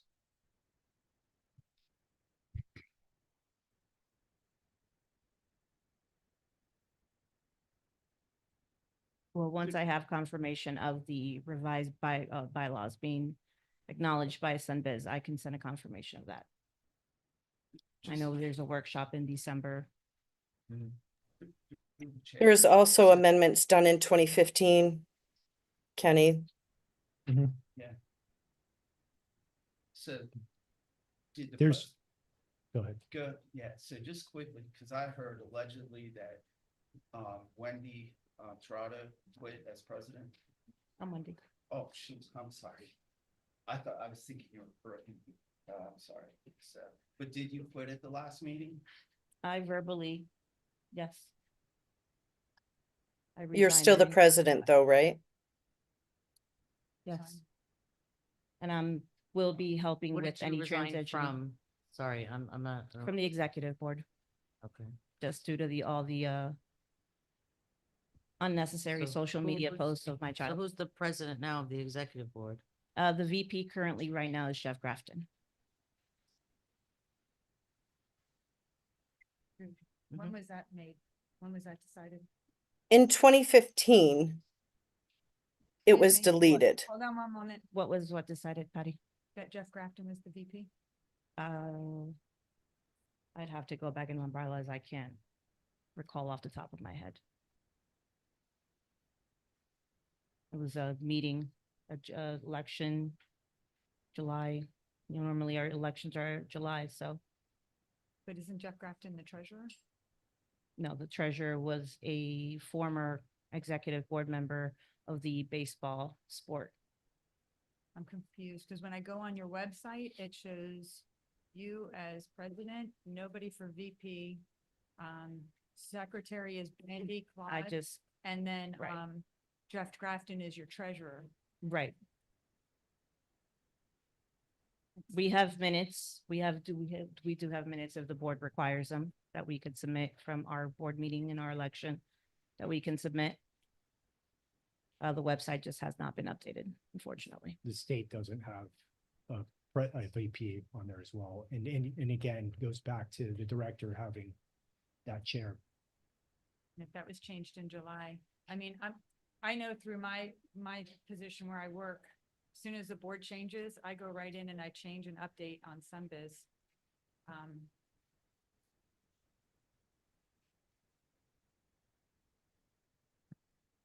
I think there's a lot In- of issues. I think we need to maybe table this to the 18th meeting. And I know we were talking about doing a workshop coming up, but I think we got a lot of delving in to do. And I think it's something we'd have to look at doing at the beginning of January, maybe after the new year. And table this discussion until we can get more information, maybe get your Sunbiz information updated, but Right, it's in the process of being updated right now, Right. so I can't, Right. until they When update did you it send it? themselves. Mid-October, prior to the 24th or the 25th, which is when they are processing documents. so, okay, so if you sent it in before the 24th or 25th of October, Mhm. they're just now starting to process that. That's what the website is currently showing, yes. I think we table it. What do we do about the sports programs if their permit is, or if their SBA is not extended right now? I mean, currently, if there's no president involved, there's nobody that signed the permit. And the SPAs that are current with the district do require a permit. The permit was previously done before I submitted a permit The prior dis- to me resigning. The district's unable to approve those because of the extension. But it was done prior to the expiration of But the contract. trustees, It doesn't, the vice president steps in here. Why are we trying to run the Acreage Athletic League? For God's sakes. In here, it says, in 2015, amend Article 5, 2.1, delete from its body and the person receiving the highest number of votes by the corporation shall serve as chairman. Change selected by the corporation to read appointed by the ITID Parks Director. Why are we trying to micromanage the Acreage Athletic League here? I mean, this goes back to the agenda of certain individuals who I think have a conflict of interest. So through the chair, I would say the reason that we're even entertaining this topic right now is because they are trying to do a program that they haven't done anything that we've requested them to do. One being get their Not true. articles of incorporation done. Not They didn't true. send it until October. We were supposed to have a meeting at the end of August to go ahead and keep Wendy, moving can this you explain why you delayed submitting it in the first place? And as you also just said, you just Right. said that it should be taken care of by the VP, who is not here. She is no longer a board president. She can speak on behalf of the organization. She's still acting with the executive board. No, she resigned. Anyway, I requested this be on the agenda next month. I've already requested it. No, I requested that before you, that this be on the agenda for the regular all meeting right, next that's- month. Okay, I think Yeah. that's And enough you for have a this conflict of conversation, interest, so you thank better think about that. I think there's a lot of conflict of I think interest so do you. happening. Yeah, there right. is, especially when All right. somebody is making money off of the Point of league order that they're through the trying to chair. push them out to. No, that's not point of order. I'm speaking fact. Yeah. Elizabeth, I just wanted I to say, think- basically, I wanted to stay on the board to help transition with the transition of any new board members that do come in, because I do not want the new board members to say, no one helped me. I want a smooth transition for the Acreage Athletic League Executive Board. And I'm only here to do that. Thank you. That's what I'm trying to do, so we could keep a program for these kids out here. Which Thank again, you, that's my Wendy. main goal. Thank you. And all your years of service to be shit on the way you have is absolutely ridiculous, Wendy, and I apologize. Yeah, No, it's Betty, not that's- inappropriate. Yes, And you were a yes, it part is. of it. Yeah, well, the truth will all come out at the meeting. You wait. I don't think this is a time for the board to be attacking each other, so let's not do that.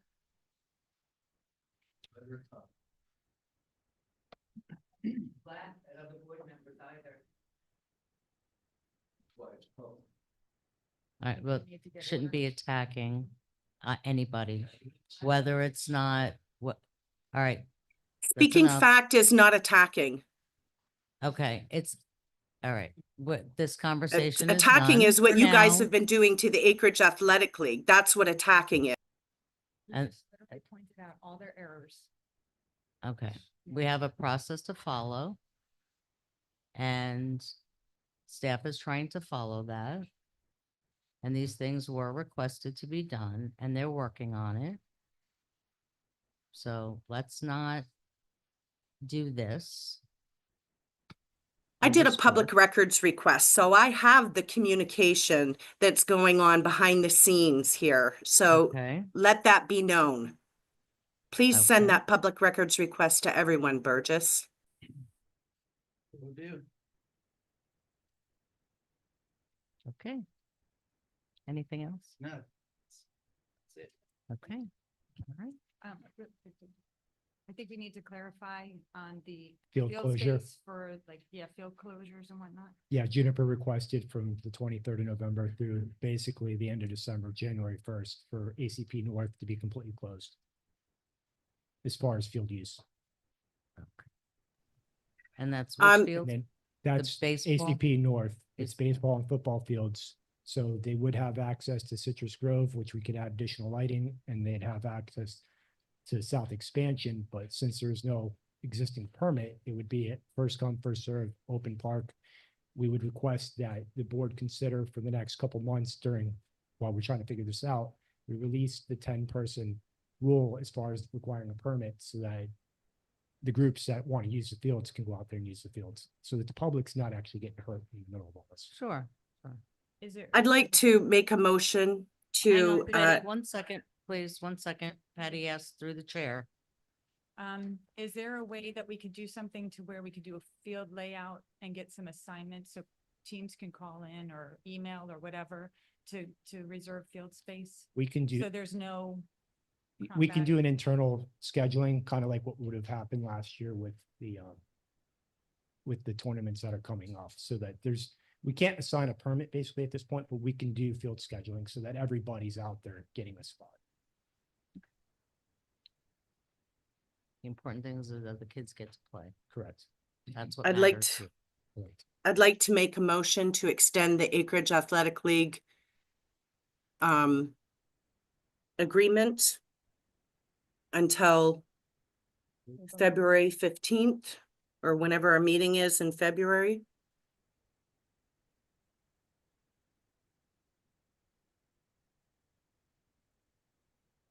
What's the motion again?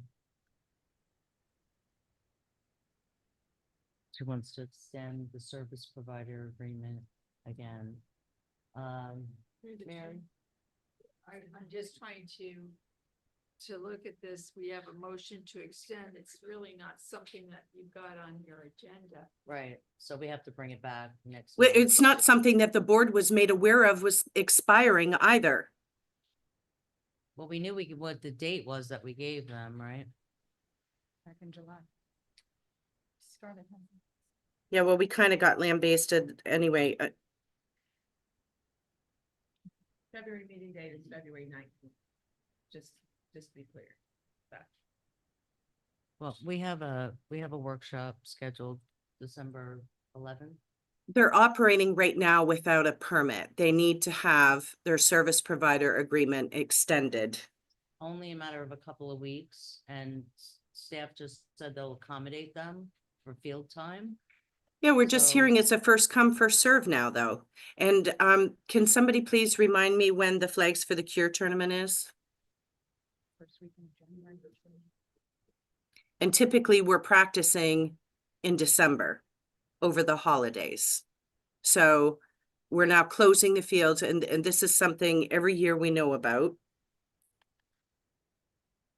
Can we just make a motion that it stays status quo until the next meeting where we can really discuss this rather than extending it?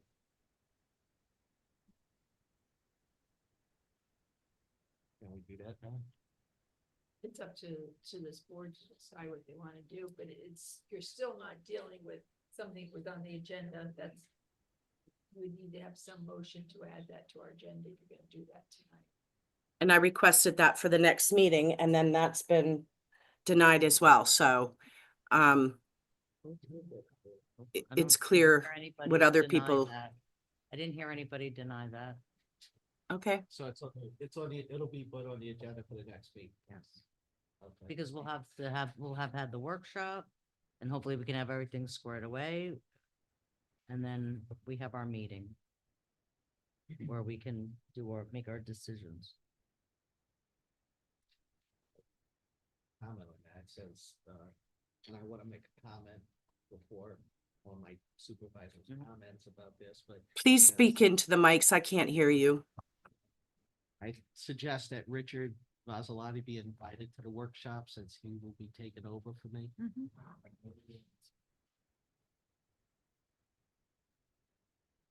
Thank you. Okay. Supervisor business. I'm good. I think we discussed most You good? everything. I'd like to say, Keith, thank you for serving for the years that you have, giving your time here. Thank you. I would like a couple minutes to address the board. Wow, it's been a fast 4 years. After tonight, I'll be enjoying retirement from this board. I want to thank the original 13 to 16,000 people that gave me the opportunity to serve on this board, and the additional 10,000 that voted for me this time. I want to thank the staff. I mean, Jay and the lawyers, I've known you guys a while. Finally got to work with you guys the last 4 years. I thank everybody from Burgess on down, the staff, you have been excellent employees. I want to thank the police department for admitting that we did not stop the police. In fact, they have been here. Let's see where I go from here. I thank the staff.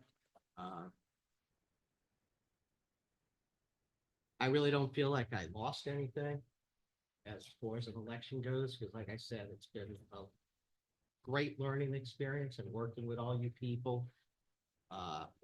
I want to thank all the helpers that helped me during my election. They were awesome, being there from 5:30 in the morning to 8 o'clock at night. You can't get more dedicated people. Unfortunately, this campaign was the most expensive and nasty in the 25 years I've been here. I must have done a great job for having the opposition pay next to $300,000 to get rid of me. So I must have done something right, that they wanted me gone that bad. I want to wish Vasilati good luck.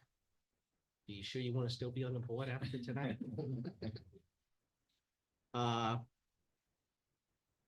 As you heard, there's a lot of things on our agenda that's coming up within the next 4 years. And I think all our residents gonna hold this whole board accountable for that, because there's stuff that we have to do, stuff that we can't do, but we need to try as hard as we can. Otherwise, we're not gonna be here anymore. We're gonna be Palm Beach Gardens, West Palm Beach, Westlake, Wellington. You know, we need to stick together. There's an old saying that our enemy is within. So we need to stick together as a unified force going forward. Like I said, thank all you guys on the board, thanks the employees, thanks staff, thank the volunteers. Everybody's been awesome. I've enjoyed it. I've been in the community 25 years, and I've worked hard in this community before I got on the board. So I'm not gonna go away. I'll be like that penny you can't get rid of. Well, no, I don't wanna say penny, because we'll think of Penny Riccio. No, but I would like to still stay involved and make sure this community stays strong and prosper. Thank you.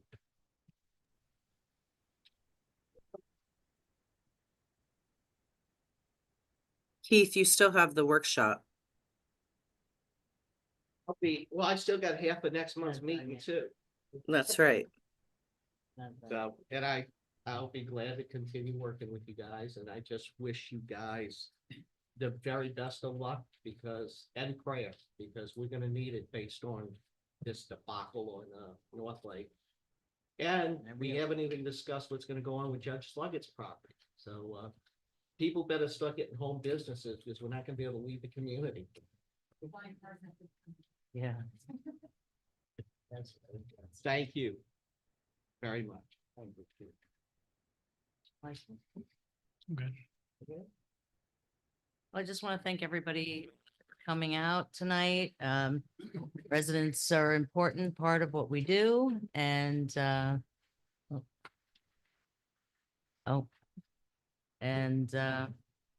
we appreciate you all. Betty, do you have anything? I don't have anything. Thank you. Okay. I would like to bring up one thing. If anybody is so inclined, we have a resident who's a veteran who's having some issues, and he's getting some help, and we've gotten him some help through the county. But if anybody else would like to know more and get more involved, please contact me. He's going to need a lot of help moving forward with his house, with his property, and we have some people, like I said, that are helping through the Legion and through the county, but we're gonna need a lot of hands on deck. So if there's anybody willing to come out and help their neighbor, please reach out to me and I'll provide further details. So thank you, and thank you everybody for coming, and I need a motion to receive and file some reports, and then we can adjourn. I'll make the motion. Yep. Go ahead. Go ahead. Go ahead, Keith. Your last motion. Come on, Keith, go ahead. Make a motion to receive and file the report. Okay, second. I'll second. All right. Public comment. Any public comment on our reports? Seeing none. All in favor? Aye. Betty? Okay, see, they passed 5-0, and this meeting is adjourned. Thank you.